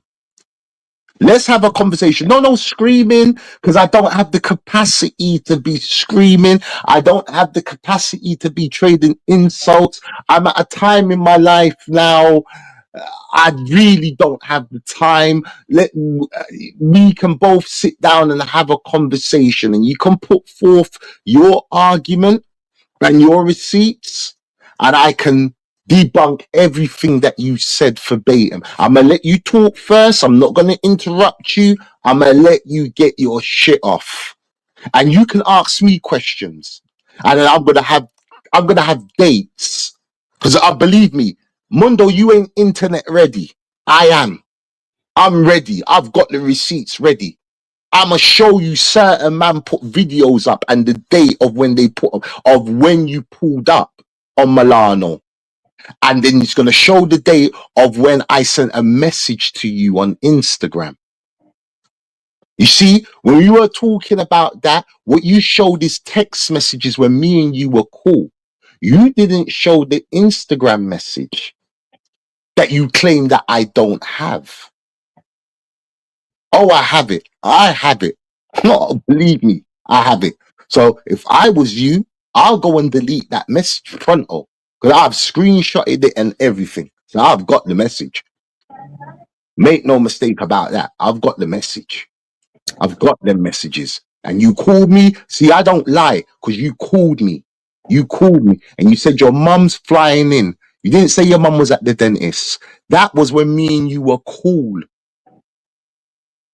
You said you're dropping your mum to the dentist and you're going to meet me at the WP. But you see, people want to talk and project a story because this is YouTube. So people are just going to believe anything. People go, oh, really? Is that what happened? Oh, Big J. I read the comments. I read what your little minion said. So that same minion that had a lot to say, bring him on as well. Because he called me a liar. If you go on his video and you go in the comments, Big J's a liar. Get the fuck out of here. Cool. Let's see how much lies I told. I've just debunked one lie. No one took no land from me. So I've just debunked that. So that's one lie down. You want to debunk that someone's sleeping in my bed? You put a picture of a guy in the bed. That's my bed. We'll debunk that as well. I'll send pictures in of what my bed looked like. Still got pictures of my villa, so you guys can see that I have a black headboard. So we'll debunk that too. I also have a video of my ex on the floor crying her eyeballs out when she came in and the fucking yard was empty. I have that too. So you still gonna run with the narrative that a woman took shit from me? I have that too. You're gonna look real stupid. Make sure you're ready, Third Mundo. Make sure you're ready. Trust me. This ain't no cap. We ain't gonna have a screaming match. We ain't gonna have your mother, your father. We ain't gonna do that. Let's have a grown man conversation. And I'm gonna show the people that you are full of shit and you've got nothing going on. I'm gonna show the people that to get into the game, you ended up on a racist boys channel. When that weren't working, you went after Flip Flop. When that weren't working, you went after Checks and Effect. When that weren't working, you brought Cece on your channel to rip up black American brothers. That's what you did. That's how you got into the game. I didn't get into the game like that. I got into the game through the OG Tailor Made Dreams. That's who co-signed my shit. I used to do interviews. Go on. It's all there. I used to interview man them.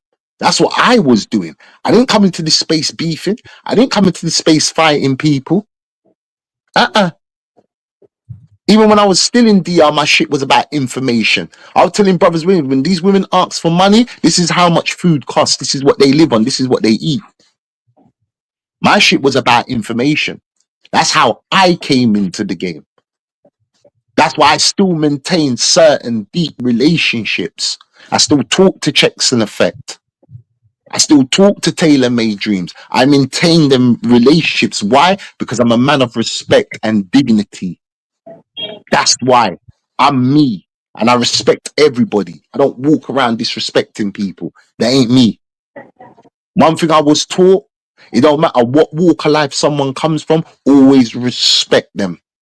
Don't matter if it's a man on the street begging for a couple of dollars, address him. Sorry, I don't have the money to give you. I don't walk past him. That's how I was raised. Treat people like human beings. Yeah, so I'm telling you, I put my number in the back chat, so so send me a text, WhatsApp me, and I will send you some receipt. You laugh at it, bro. It's. I mean, I'll be ashamed if someone were to talk to me about it like that. I would disappear. I mean, it's just shameful. I mean, you listen. I got oof.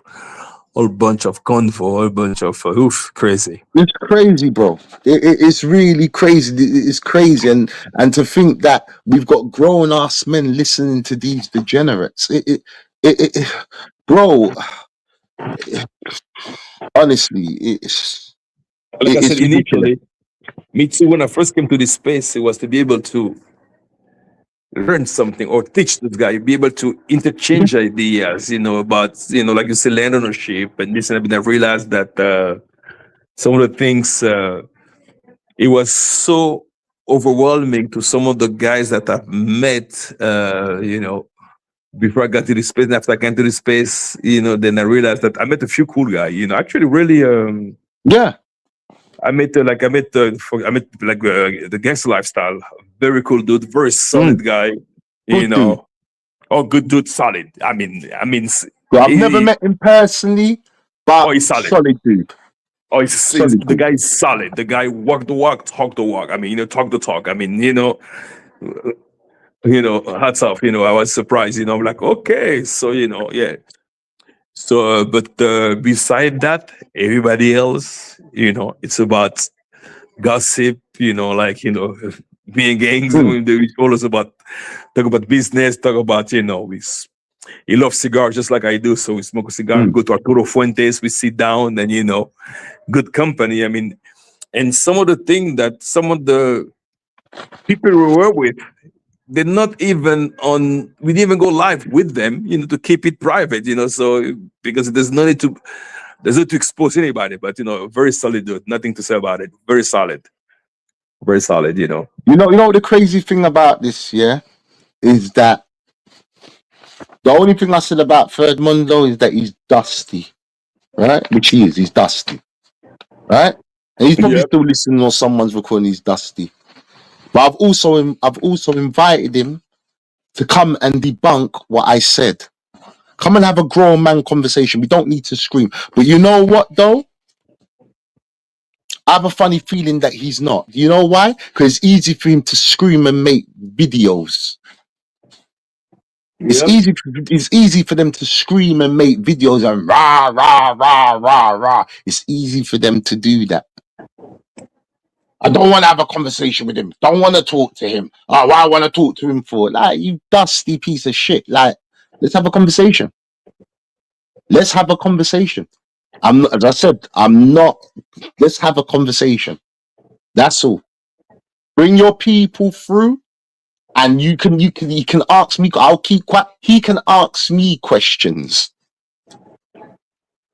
He can ask me questions. I'll answer, and I won't even debunk yet. I'll just answer them. He can have every question set up for me, and I'll answer them. And I'll ask him every question. Why are you telling people that a woman took my land? How? I own land in your country. Why are you telling people that I haven't been to Jamaica? How do you know I haven't? I've never stepped foot in Manly Airport. Are you stupid? Are you dumb? I've never been to Jamaica. I have pictures with Usain Bolt in Mobay Airport. Are you dumb? This shit's ridiculous. No, it's It's amazing ridiculous. how they can make that stuff up. Something just wonder. I'm like, wow. It's Such a ridiculous. I've vivid never been to imagination. Jamaica. Bro, that's it. You know what? That's insulting for a start. That you're going to put out that information that I've never stepped foot on Jamaican soil. Are you stupid? Are you stupid? It I have doesn't make Jamaica tattooed on the back of my leg, the flag tattooed on the back of my leg. That's my country. Last time I was in my country, I'm going to keep it real. Last time I was in my country was actually COVID. That was 2021. I haven't been back since. I ain't even going to front. I haven't been back home. I need to go back home. But that's insulting. I've not stepped foot in Jamaica. I'm a fake this. Like, nah, dude. and what's the purpose? That's what I mean, doesn't make any sense. I mean, The purpose is so then he can talk. Because listen, Third Mundo wants to play gangster number one. But I know his blood temperature. I know his temperature. That's what he doesn't like. You see, this is the stupidness what he does. Oh, I'm from England. I'm from England. I'm from England, so I must be soft. You're not well traveled, my guy. Yeah, I am from England. Yes, I have a British accent. Yes, I drink tea. But that same cup that I would drink out of will get mushed in your face at the same time. We do not play in England, neither. This is not America versus England. This is not England versus the world. No. But that narrative, oh, he British, he's soft. Okay, cool, cool. Come here and say that. Come here and see how soft. Because there's certain Americans that do travel and they've come to London and they're like, whoa, you know what? I won't be talking too much. But you want to run with that narrative, that's cool. No problem. Like you were saying that your pops went to Congolese. Oh, I know some serious Congolese guys. Some serious Congolese guys that will wrap Mondo up in 2.4 seconds. No problem whatsoever. So all these narratives that he wants to put out and put out, I watched his life. He was sitting there dusty and then went into his fraud center. Went into your fraud center. You're a joke, my guy. You're a joke. I can't take you seriously. You want to fling out insults, but it's going to backfire on you. You're a dickhead. You and CC. CC, you can talk all you want. You didn't want to know. You decided to claim that you followed me. You didn't want to know. I turned up at your yard. You didn't want to know. Like, stop it, Mondo. I rang you from Santo Domingo. Stop the lies. I rang you from Santo Domingo, yeah, to get at CC. It's in your text messages. That's the thing. When he screenshotted it, he screen recorded it. You see me saying strictly, what you do, go onto Third Mondo's channel. I don't know if you can you go onto Third Mondo's channel?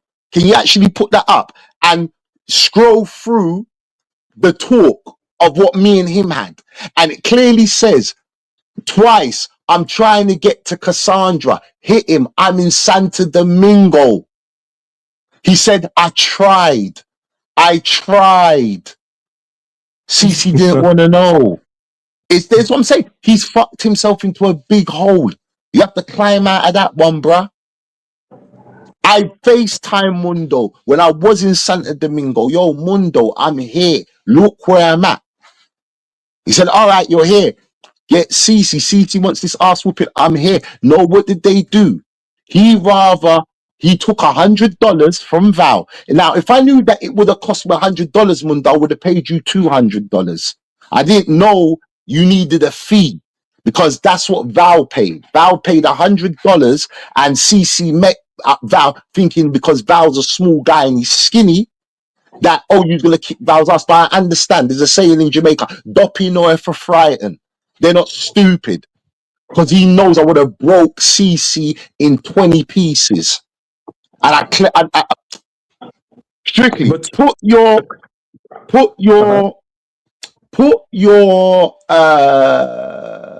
number. Actually, I've got your number. What am I talking about? I've got your number. no, I just put maybe I don't maybe I have a British one. I put No, my I've got your number. I've got your number. I'm gonna send you the screenshot. Yeah, I'm gonna send you the screenshot. I'm gonna mute myself. I might drop out, but I'm gonna mute myself and I'm gonna actually send you the screenshot. Yeah. So Okay. I'm gonna send it to you. Give me a second. Okay.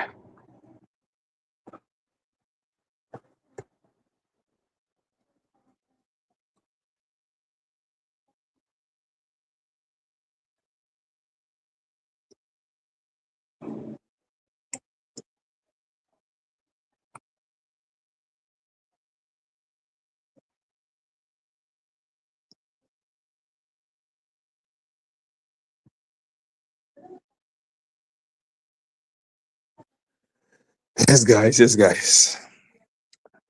Any question? What I'm waiting for the screenshot. Everyone sit down, have some tea, some biscuits, and just talk. Fresh boy. Yeah. Let's,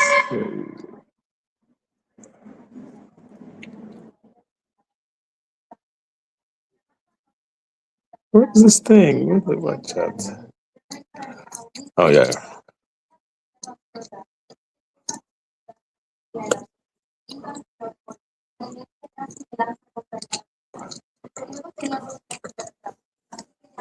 Yeah, waiting for the screenshot. But after this, how long?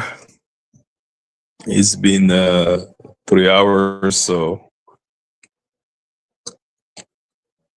we're here for a while, waiting for I don't know if Big J's coming back up, but I'll wait and then continue. Going back to the original topic. Hello? Yo, I just sent it to your WhatsApp. Okay, 1 second. 1 second.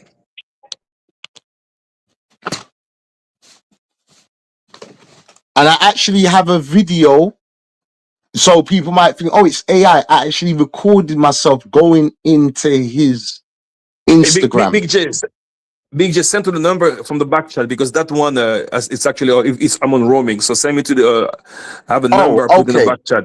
Use that one. Hold on, let me look. Oh, all right. Yeah, I got you. I'm gonna add this now. I got you. Yeah. Let me add you now. All right, I got you. I might drop out 1 minute. Okay.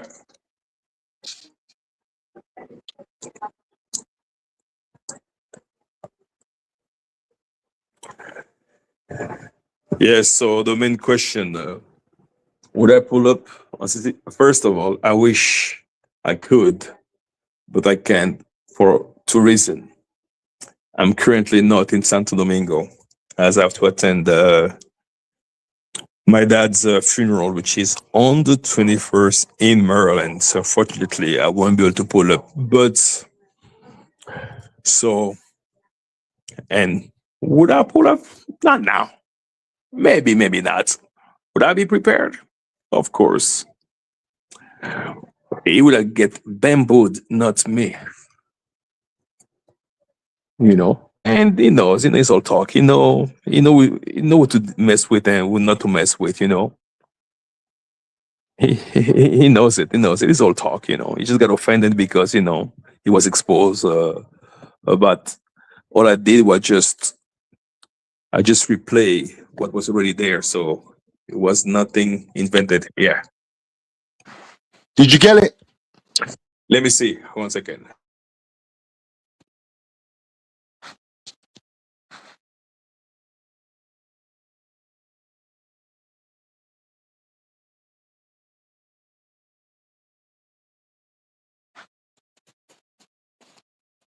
You damn right, fresh boy.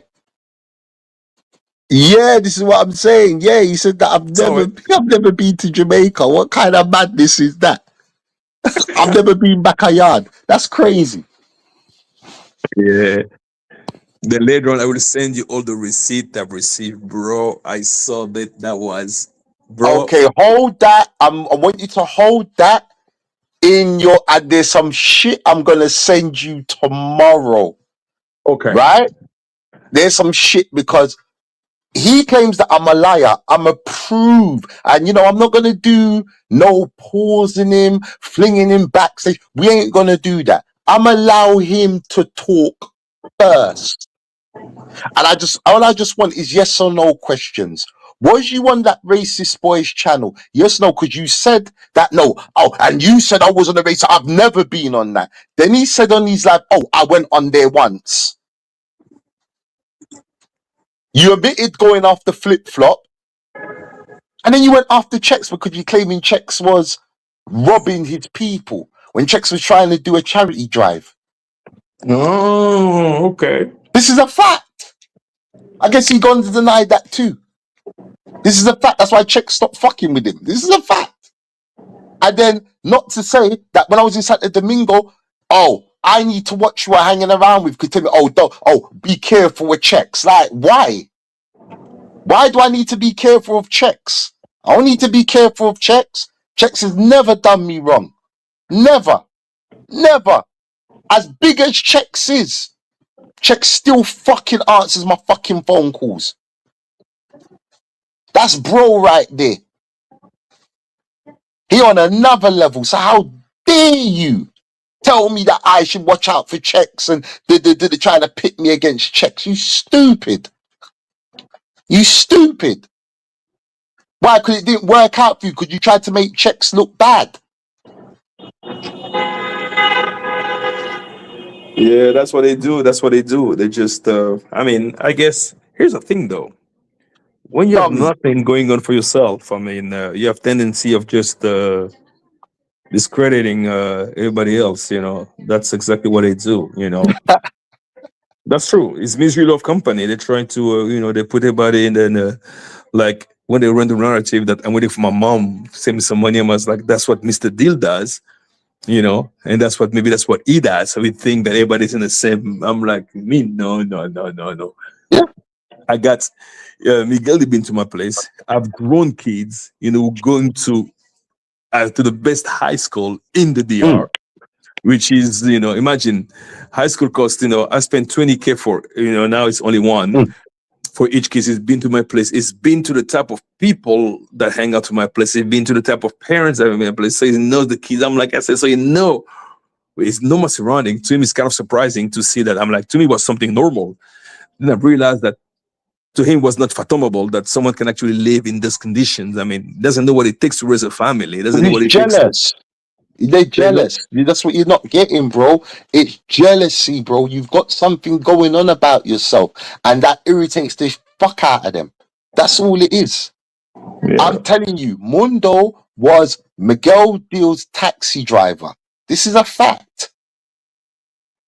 And you see when you're rotten, you see when your spirit's rotten, the universe will deal with you accordingly. that is correct. The Yeah. universe will deal with you accordingly. And isn't it crazy? Mundo's got fuck all. He claims that I talk about him.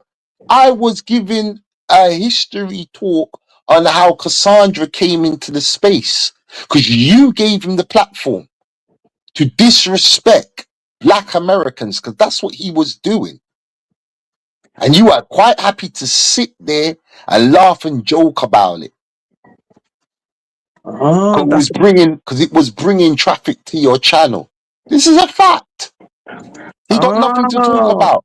Look how he brought the stick and he was walking around Santo Domingo. He's got nothing to talk about. The only thing he wants to deal with is beef.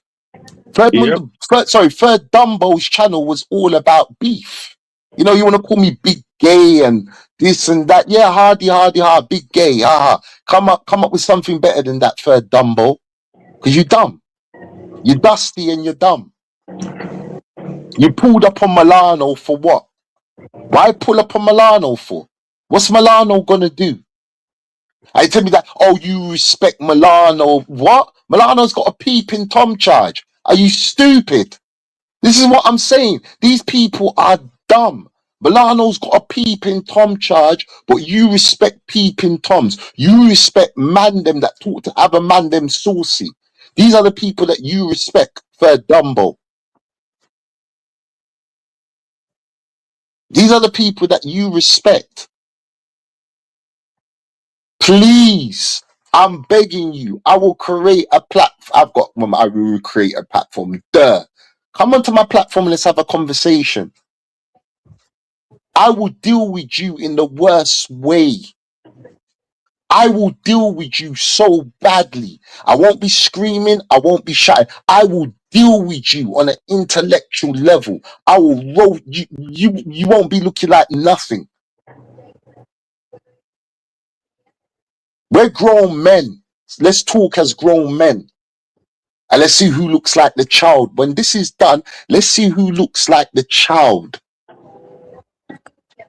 Because you are about nothing, my guy. You're not. You're dusty. You work in a flipping we call them centers. Scam center. That's what you do. And you're Miguel Deal's taxi driver. That's a fact. You're Miguel Deal's taxi driver. You're about nothing. You cannot talk to me. Right? I know you peep at my channel. right? We know Miguel Dill watched the video. I know that for a fact and ran back and told you. I know, I know one secret you got in your pocket. I know one secret you got in your pocket, bro, because Miguel Dill would have already told you. So I'm gonna tell Travel behind the scenes what you're gonna use. I already know what you got in your pocket already. Please use it. Please use it. Please. But by the time I finish with you, you're gonna have to pull that out your pocket, and I'm gonna fucking debunk that too. Pull that out your pocket, my guy. Please do. You think you're gonna use that against me? Then you're more dumber than I thought. So that stupid video that you made, that dumbass video that you made, looking dusty, going back into your scam center, right? That dumb video that you made, stand by everything that you said. Don't ooh, don't ah, don't backflip, don't do no gymnastics. Now, I am being very abusive right now with my mouth. I am. Pause. But on that day, there's going to be no abuse coming out my mouth. I'm going to deal with you accordingly because you're a child to me. You're both children. You're my children. You're not on my level. Never. Never can be. You've never walked in my shoes. Never. You ain't done what I've done. Never. You've only got the YouTube. That's what you've got. That's what you need. You need credence to yourself. That's what you need. No one weren't talking about you. I'm talking about you now. So I'm saying, come on my channel. Like I said, ring Flip, get Flip to ring Cortez. His name is Cortez. He's Jamaican, but born in America. But he's of Jamaican heritage. Get him to ring Cortez and get him to ask Cortez. Cortez, Big J's furniture, what happened to it? That's all you need to say. That's all Flip needs to say. And then Flip will alliterate back to you where my furniture's gone. Actually, I'm a ring Cortez. I'm a ring Cortez and asking myself, because one thing, Cortez don't lie. He don't lie for no one. That's one thing about Cortez. He'll tell you straight, yeah, you gave me the furniture. I gave that shit away. I think he gave it away to some Dominican. And one of my ex-cleaners actually met him. They used to clean my house, actually met him and took some stuff. I said, yeah, give her some stuff as well. So ain't no chick took shit from me, bro. That's a lie. But these guys are dumb. Dumb as a box of rocks. Yeah, I guess he needs a cup of tea. It's crazy. I guess nah, man, I don't drink like that, bro. I'm not drunk, bro. I'm not drunk. No. I don't need to get intoxicated to be going off on someone. So no. I'm definitely not drinking, I'm not smoking. I don't smoke, so no. So no. But yeah, bro, I'm gonna try and set this shit up. I'm sure he's gonna listen to this. I'm sure they're gonna, and you know what? From when they start doing the rah-rah, I'm just leave it as this. I'm gonna set up something during the week or the weekend. It's gotta be this week. Let's have a conversation. Strictly, I'm gonna ask you, man to man, can you narrate this thing and keep it 50-50, the referee? 100%. Right, so everybody heard that. Strictly is not taking no sides. This is no sides. We're not doing this. I'm gonna debunk everything this idiot said. Exactly. Ask the question and and biased question, just straight to facts. I say this, points. right? If I can't answer, and I want you to be tough on me, bro. If I can't answer questions, call me out on it. Perfect. It's just simple. Perfect. If I cannot answer a question, call me out on it. Big J, that's not answering the question. We'll do that. Straight up. That text messages that he had on his channel, we're gonna look at the date. We're gonna look at he said that was way he said I called him out. Way well no, let me just but he said that when I called him to not called him to fight because he didn't even bring that up. He said that was a lie. That I called out. Now the text messages that you have is on Instagram. He called me straight after that. And you see that I've put my number down. Yep. You see the date of that, I right? see. So I saw it. strictly Yeah. look at the date of that and look at the date of the chat that he put on his channel. I'm gonna do something real quick. Bro, I'm gonna destroy this guy. Oh my god. It's gonna be so embarrassing. Okay, I saw it. I saw it. Yeah. Okay. Okay. 2 different dates, right? Now he's Yeah. claiming that the incident with Milano took place way after. Wow. He's using them text messages on the WhatsApp to fool people into believing that I didn't send him nothing about fighting. So he's using that. And I can't believe he's even kept the text messages. All of that. Why didn't he play the voice notes? Why don't you play the voice notes of Cassandra? Me wanting to fight Cassandra. Play the voice notes, bro. Me and you were cool back then. Play the voice notes. That and he wants to bring up Dean Cole. Dean Cole. Do you see how people they filibuster? They use deterrence. This ain't got nothing to do with Dean Cole. I fell out with Dean Cole. I never fell out with Dean Cole. I don't fuck with Dean Cole. Dean Cole showed some sort of energy. I was like, okay, fuck you. That was it. Me and Dean Cole ain't got no beef. But you see, this is what people do to run away from the truth. Yeah, they do that. They will change the narrative. They will. Ah, Oh, I mean, I've seen his friend does the exact same thing. He will cut the text, then he will put it together. I mean, this guy is so pathetic that sometimes he will write himself from another cell phone, acting like it's someone else saying that information. I mean, it's just crazy. I mean, and I'm telling you, I've seen things that sometimes I just wonder. I'm like, wow. I mean, people can be fake, but that fake to that level. And then something I saw today that was interesting on CC Live. mm, It was with a girl that has a GLC white Mercedes Benz. But the funny thing is, I saw Miguel with a girl with a similar car. The only didn't say that girl in the picture is the same way she owned businesses and this and that. I'm like, so I yeah. guarantee you, it's the same woman they're dealing with. You see what I mean?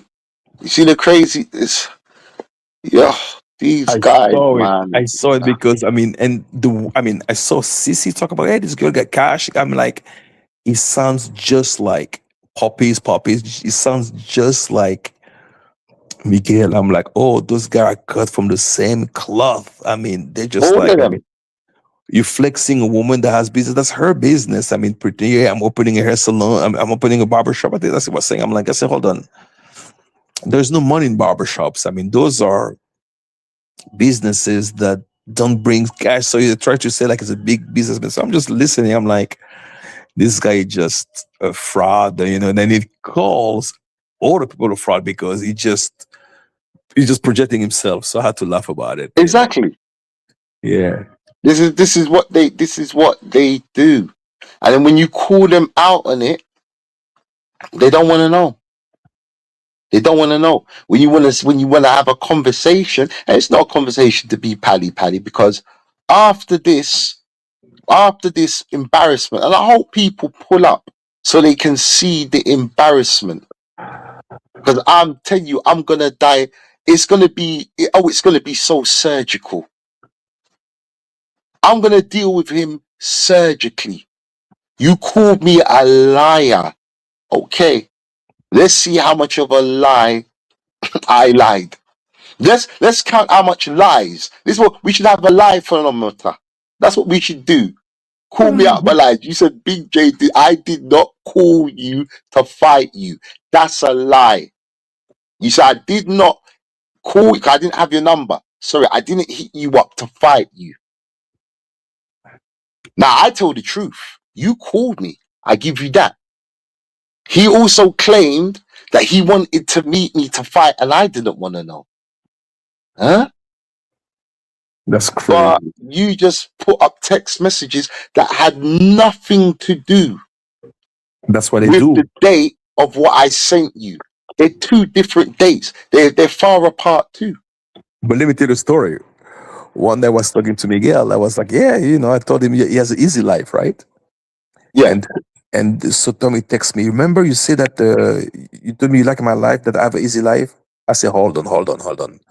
And then he texted me. So what he does, when I say, of course I say that. You know why I say that? Because when you wake up in the morning, you wake up about your cigarette, and you don't have to worry about paying bills. You don't have to worry about Uh-huh. taking care of children. You don't have to take care of, so you have no responsibility. That's why you have an easy life.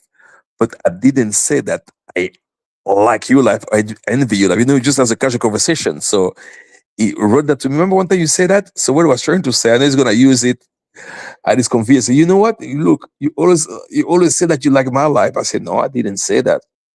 Let's put in the context. You have an easy life. I wish I didn't have as much responsibility sometimes, because when you have kids in college, you have this and that. I mean, you overwhelmed with bills. So you talk about at least 100,000 a year just on education.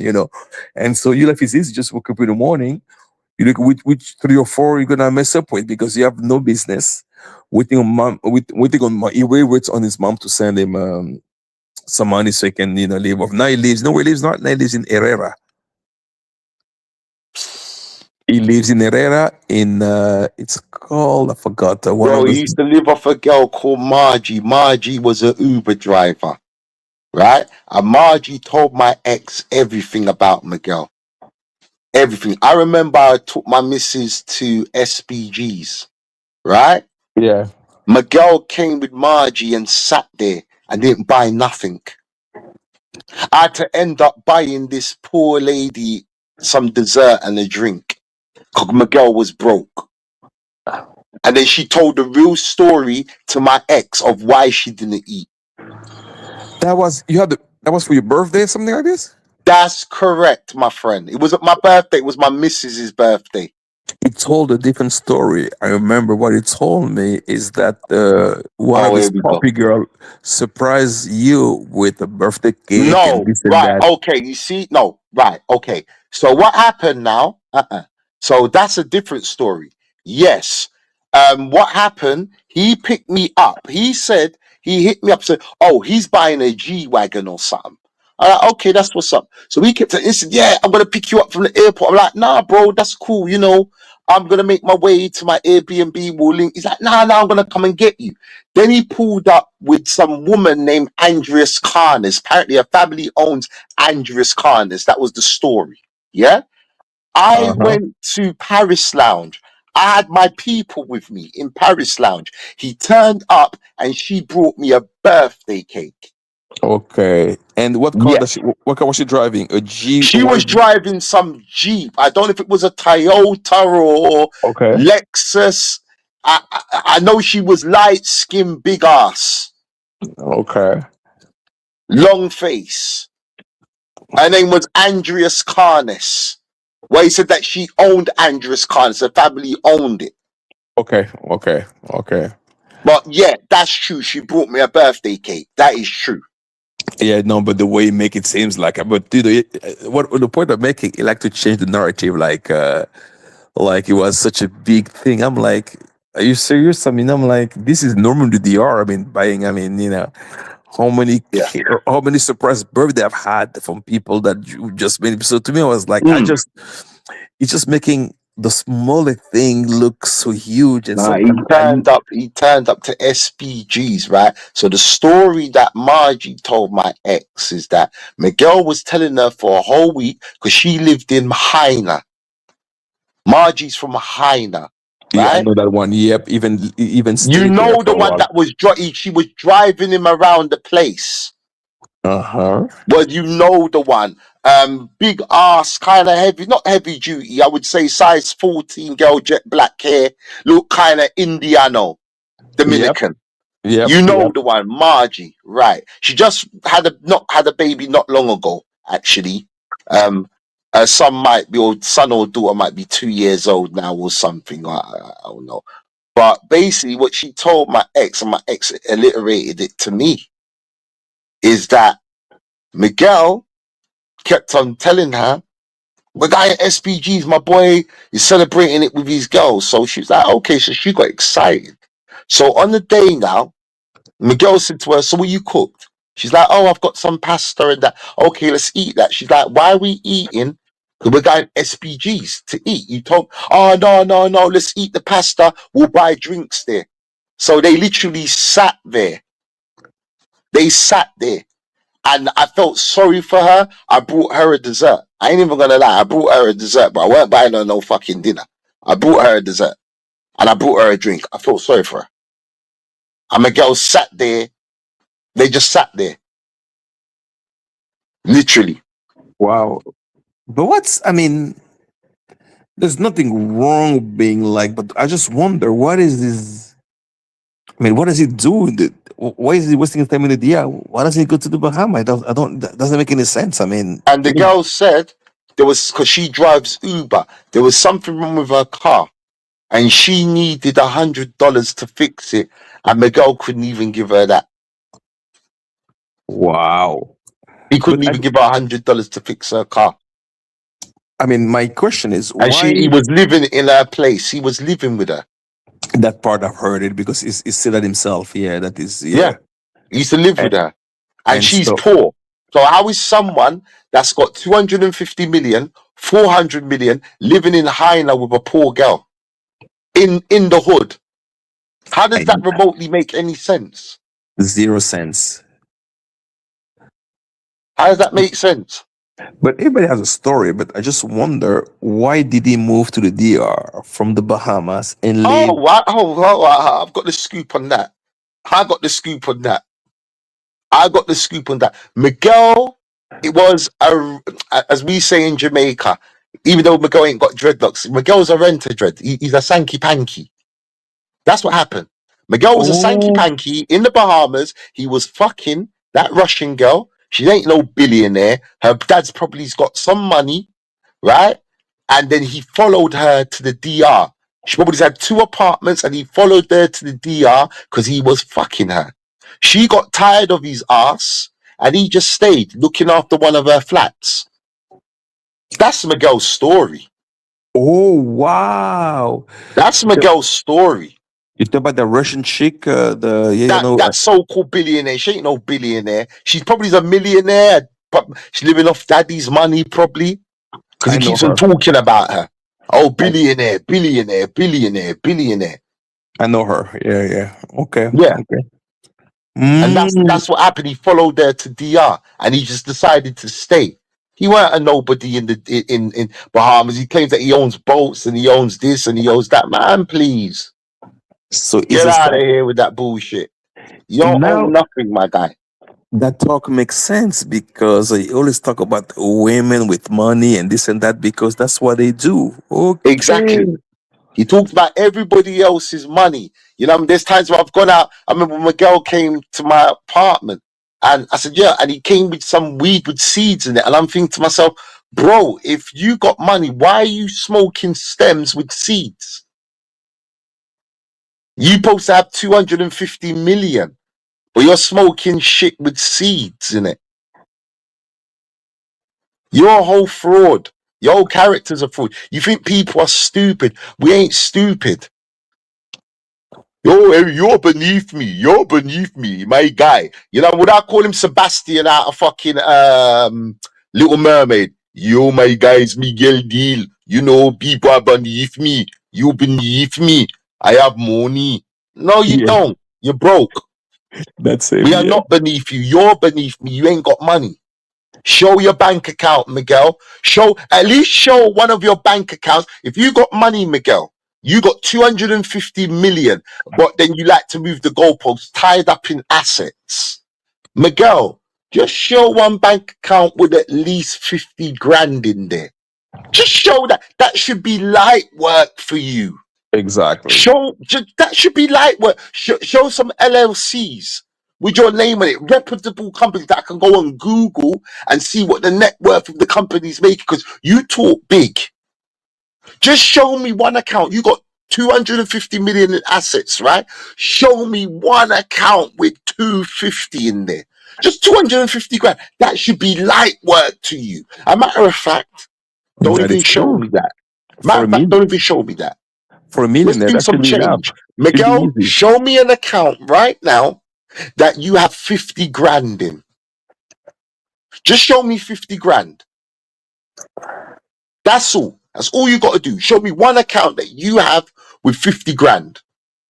He can't, and he can't do that. Let me see the last transactions you made. You can't do that. You can't do that. No, but the story makes sense now because I never seen a man talking about another woman's income or wealth or whatever it is. And I also saw that in today's channel with Cece was Let me talking about. take it one further, my guy. I know millionaires. They don't talk money. They don't. I know. They They don't don't. talk money. They don't. A millionaire will be quiet and he'll be sussing out what are you about. That is correct. They'll be like, what are you about? If you ain't talking that language, he ain't talking to you about business, you won't even know that he's a millionaire. That is correct. I'm gonna tell you a story. I went to go and see my old man, right? Okay. Me and him went for a walk. This is in Leytonstone. Me and him went for a walk. We bumped into this, we turned down this street and we were just talking, and he bumped into this old white man, pudgy white man, never forget him. So he was like, oh, you right, Frank? Da-da-da-da-da. They got rapping. About 5 minutes later, we walked away. I said, Dad, who's that? Who's that guy? He goes, who's that guy? You see all the houses on this side and that side? I was like, yeah. He goes, he owns every single one of them. He goes Wow. for a walk twice a day to look at all these properties. I goes, are you having a laugh? He said, no. Millionaires don't talk money. I know. They don't talk how much they got. They don't tell you their net worth. They don't do that shit. Money is silent. Money is silent. Yep. Money is silent. They don't need to talk that shit. Exactly. One of my boys, one of my good friends, he lives in Malaysia. He's doing big things. I'm not in his tax bracket. So we don't talk about shit like that because I'm not in his tax bracket. I was in Malaysia. I went to go see that. Oh, I'll go to this restaurant. I said, bro, them kind of restaurants, they're out my tax bracket. And he laughed. He was like, I got you. I'm like, nah, bro. Them places are not in my tax bracket. I keep it real. I'm a working man, bro. I'm a working man. I've got my tax bracket. I'm comfortable with my tax bracket. But his tax bracket is different. The people that he rubs shoulders with, actually, we went to an event, right? I'm going to keep it real with you. We went to an event, right? So we're at this suited and booted event. And shout out to my boy still. So he was like, oh, that guy that he was talking to, I'm like, yeah. Actually, I tell you what it was. It was the ambassador of Colombia. His term was up and he was going back and they held a party for him. This was in Malaysia. And I was talking to the ambassador and I didn't even know who the fuck this guy was. There were people giving me their business because I'm like, yo, where the fuck am I? And he's like, yo, yeah, these guys. I'm like, fuck, way out of my tax bracket. Do you understand what I'm saying? I'm just a mental health worker, bro. You know, I work for the NHS. Shit. You get what I'm saying? It was nice. It was nice to rub shoulders with, some influential people. It's very nice. But that's not the world I'm from. It's not. But one thing I do know, millionaires don't talk about money. But I got an uncle that's a millionaire. He don't talk money. He don't. So Miguel deal, bro, like, give it up. The guy sits in what's that club now with the Eiffel Tower? Paris Lounge. Price What Lounge, yeah. Miguel does, he goes to Paris Lounge, he sits there all day smoking cigarettes, ordering Diet Coke or maybe a cognac once in a while, sitting down trying to get a rich girl. That's what he does. That's just like he had that chick Ingrid. Same thing with Ingrid. Ingrid said, "You ain't got no money," and she bounced from him. That's how Ingrid left him. Yeah, because he's telling Ingrid he's talking that money shit with Ingrid, and Ingrid was like, "Okay, what's his name? Jerry Maguire, show me the money." Miguel couldn't show her the money, so she bounced. She bounced. This is a fact. I know all this idiot's secrets. He's a mug. He's a fool. There's been times when we've gone out drinking, bro, and Miguel didn't have no money in his pocket. I knew he didn't have no money. We were buying bottles. He didn't have no money in his pocket. And he's like, "Oh, I didn't go to the bank, you know. I didn't go to the bank to draw money, you know. I don't have money." He didn't have no money. It was like, you know what, Miguel, I'm not going to begrudge you a drink. We're just going to drink, bro. I was with my people then. He had no money. He was sitting there like a lemon. This is a fact. This is a fact. Miguel's tried it. And he thinks people don't know. You're not a millionaire, bro. You got no money. You broke. You're a joke, bro. You're a clown. You're a clown. You really believe that people think that you're a millionaire. You're a clown. I mean, you know, it's not. I mean, his behavior, like I said, is always identify himself with women with money. I mean, if I have my own money, what should I worry about the next girl's money? I mean, it doesn't make any sense. What should I even proper? Like it's something out of the ordinary. Yeah. And I don't live no rent free in my head, bro. There's nothing rent free to live in my head. I'm good. We're just chopping it up on the panel, bro. So, you know, I don't know if you're trolling or whatever, but it don't work over here, bro. But cool, I'll take that notion. If that makes you happy and it continues your, you know, your trolling, then he lives rent free in my head. That's cool. If that's the notion you want to go, me and my guy just chopping it up. So there's nothing player about that. So if you see that as being a player, then what's his name? Pen name. At pen name. If you see that as being a player, don't hate the player. If you see that as being a player, then brother, I think you need to check yourself on that one, bro. I think you really need to. If that's player to you, then that says a lot about you, bro. If that is player to you, then that says a lot about you. So that's cool. You know what I mean? But bro, like I said, let's see what happens. I'm sure they're gonna once again me have linked up.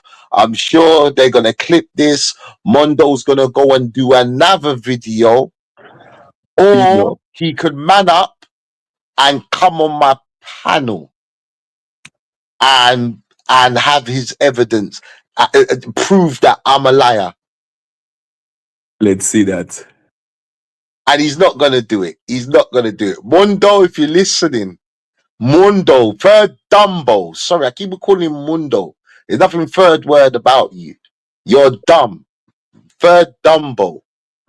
You called me a liar multiple times. That's what your video was all about. That Big J's lying, Big J's lying, Big J's lying, Big J's lying, Big J's lying. That was the synopsis of your video. Okay. Let's see how much Big J was lying. Let's see how much, because by the time we count up your lies, right? Because that's what we're going to do. We're going to get crowd participation. Was he lying or was he not? Let's use common sense, people. Ding, that was a lie. So you said Big J got his land taken away. Ding, that was a lie. Here's my land papers. Nothing taken away from that. That was a lie. You know, you claim that that what's his name? Peeping Tom was way after. We're gonna debunk everything. It's gonna look messy. it's gonna look miserable. I know he's gonna have his pom-pom cheerleaders, because one thing I understand is that people want to see what they want to see. So we're gonna have to do it on my platform. We can do it on Travel's platform. He can open up. I can send him all the evidence. He would have, or what we say, the Summer Jam screen. He can have it up. So I will debunk it. That okay then. So you claim that it was way after, right? Okay, then, so explain this. Oh, he better be ready. He better be ready to explain. You claimed it was way after, right? Okay, what does the date say on this? Anyway, my guy, listen, let's see what happens, my guy. Let's see what happens. Let's see.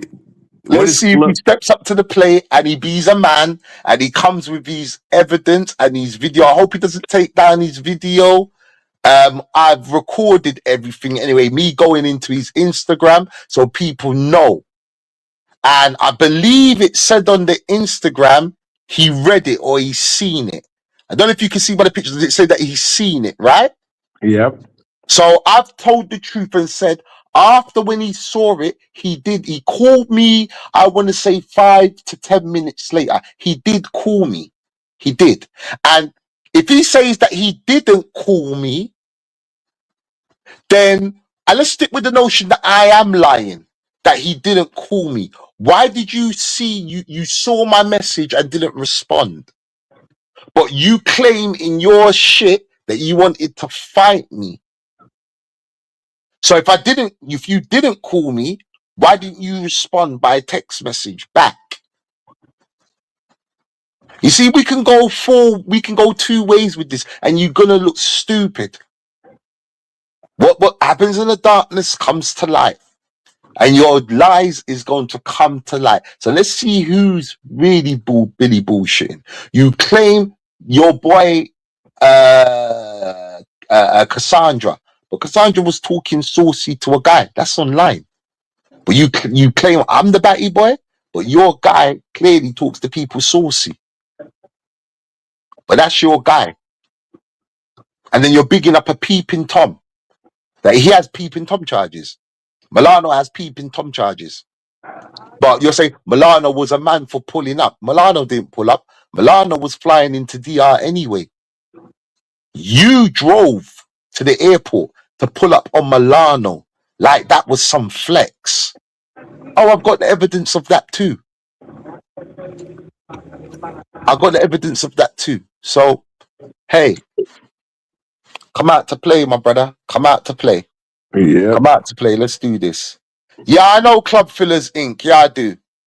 What about him? I know Club Fillers. What about him, pen name? What about him? Barry, I believe it's Barry the boss. What about him?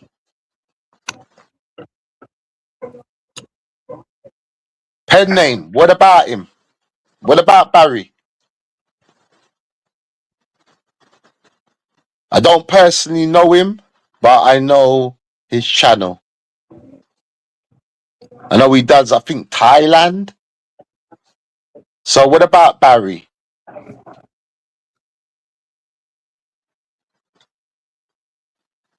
Nothing, just wondered. Okay. Yeah.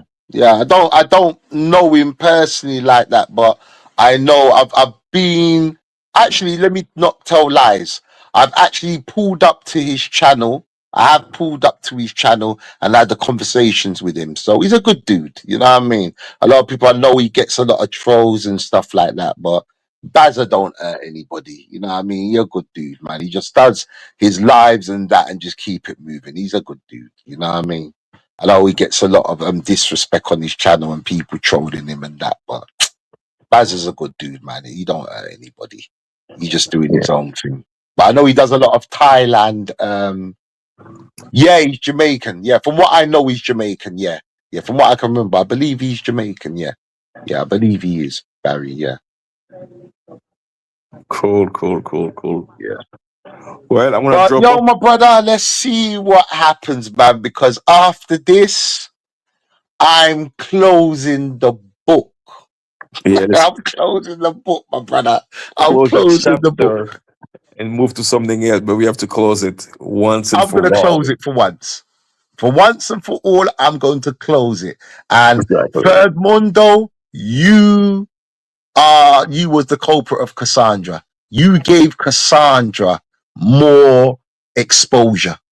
And then you want to talk, I want to talk about race. I want to make it about race. No, my guy, you went after African Americans.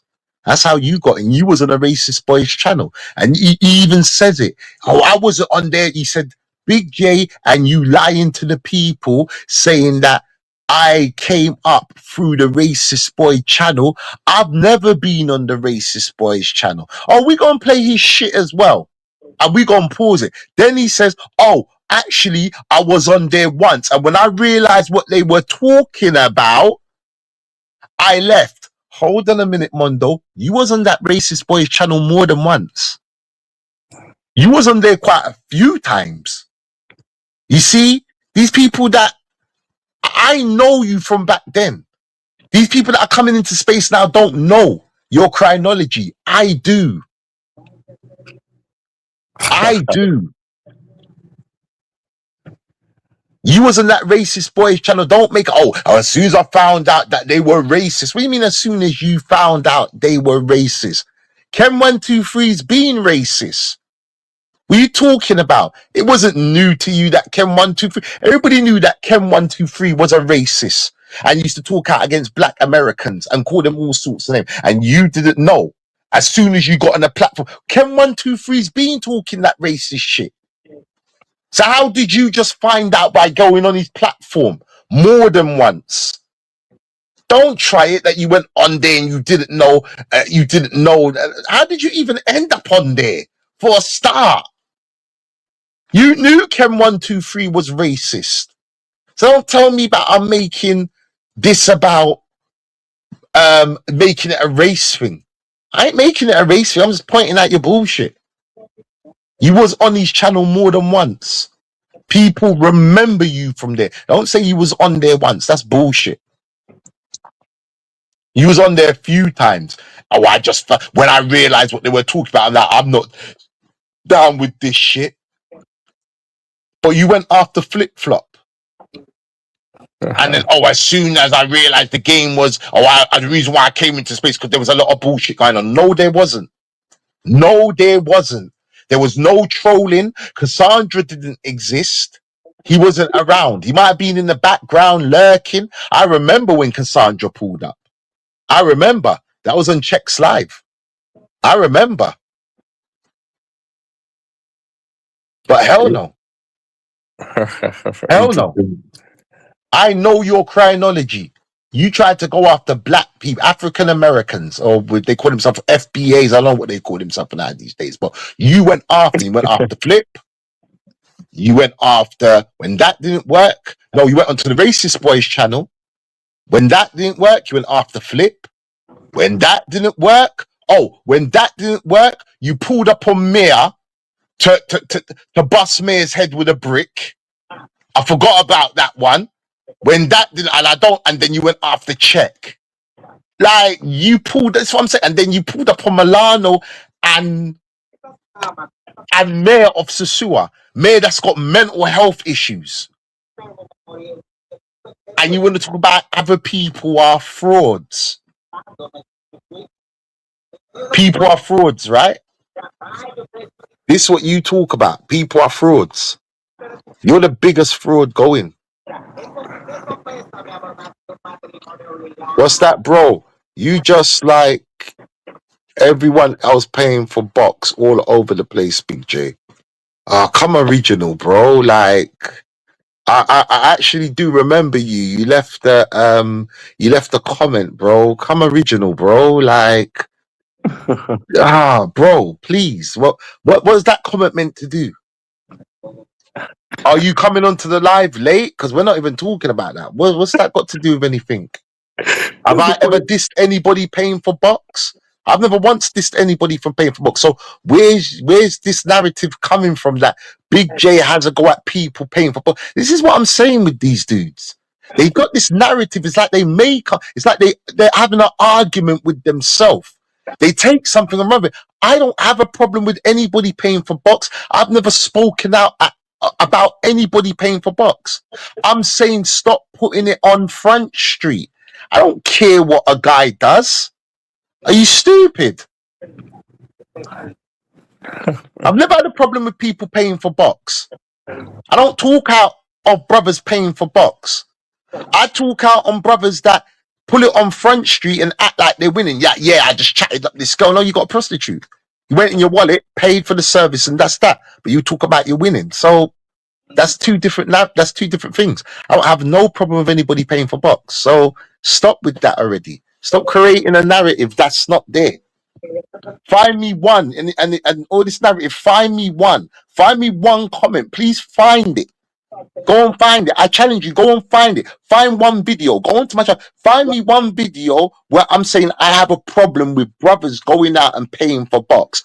Find me one video. Find me one quote, because you can't, because it don't exist. So please stop with that narrative. It's stupid. It's dumb. It's unintelligent. It don't make no sense At all. at all. Your statement it holds no weight. It holds no credence, my guy. It really don't. It's stupid. I've always said, Susua is necessary. It's necessary for the brothers that can't get box, that they can go to Susua, get their Hailey Berry of their dreams, pay for it and have a good time. I champion for brothers like that. So what are you talking about? You're not making sense. Damn, man. People, come better than that, man. Come on. Come better than that, man. It's stupid. You're going to chat foolishness or you're going to chat sense. But my guy, look, I'm out. Peace I'm and out love, too. brother. Manners Peace and out. respect. Peace, Okay, chat. take care. Blessings. Peace. Listen. Okay, we out.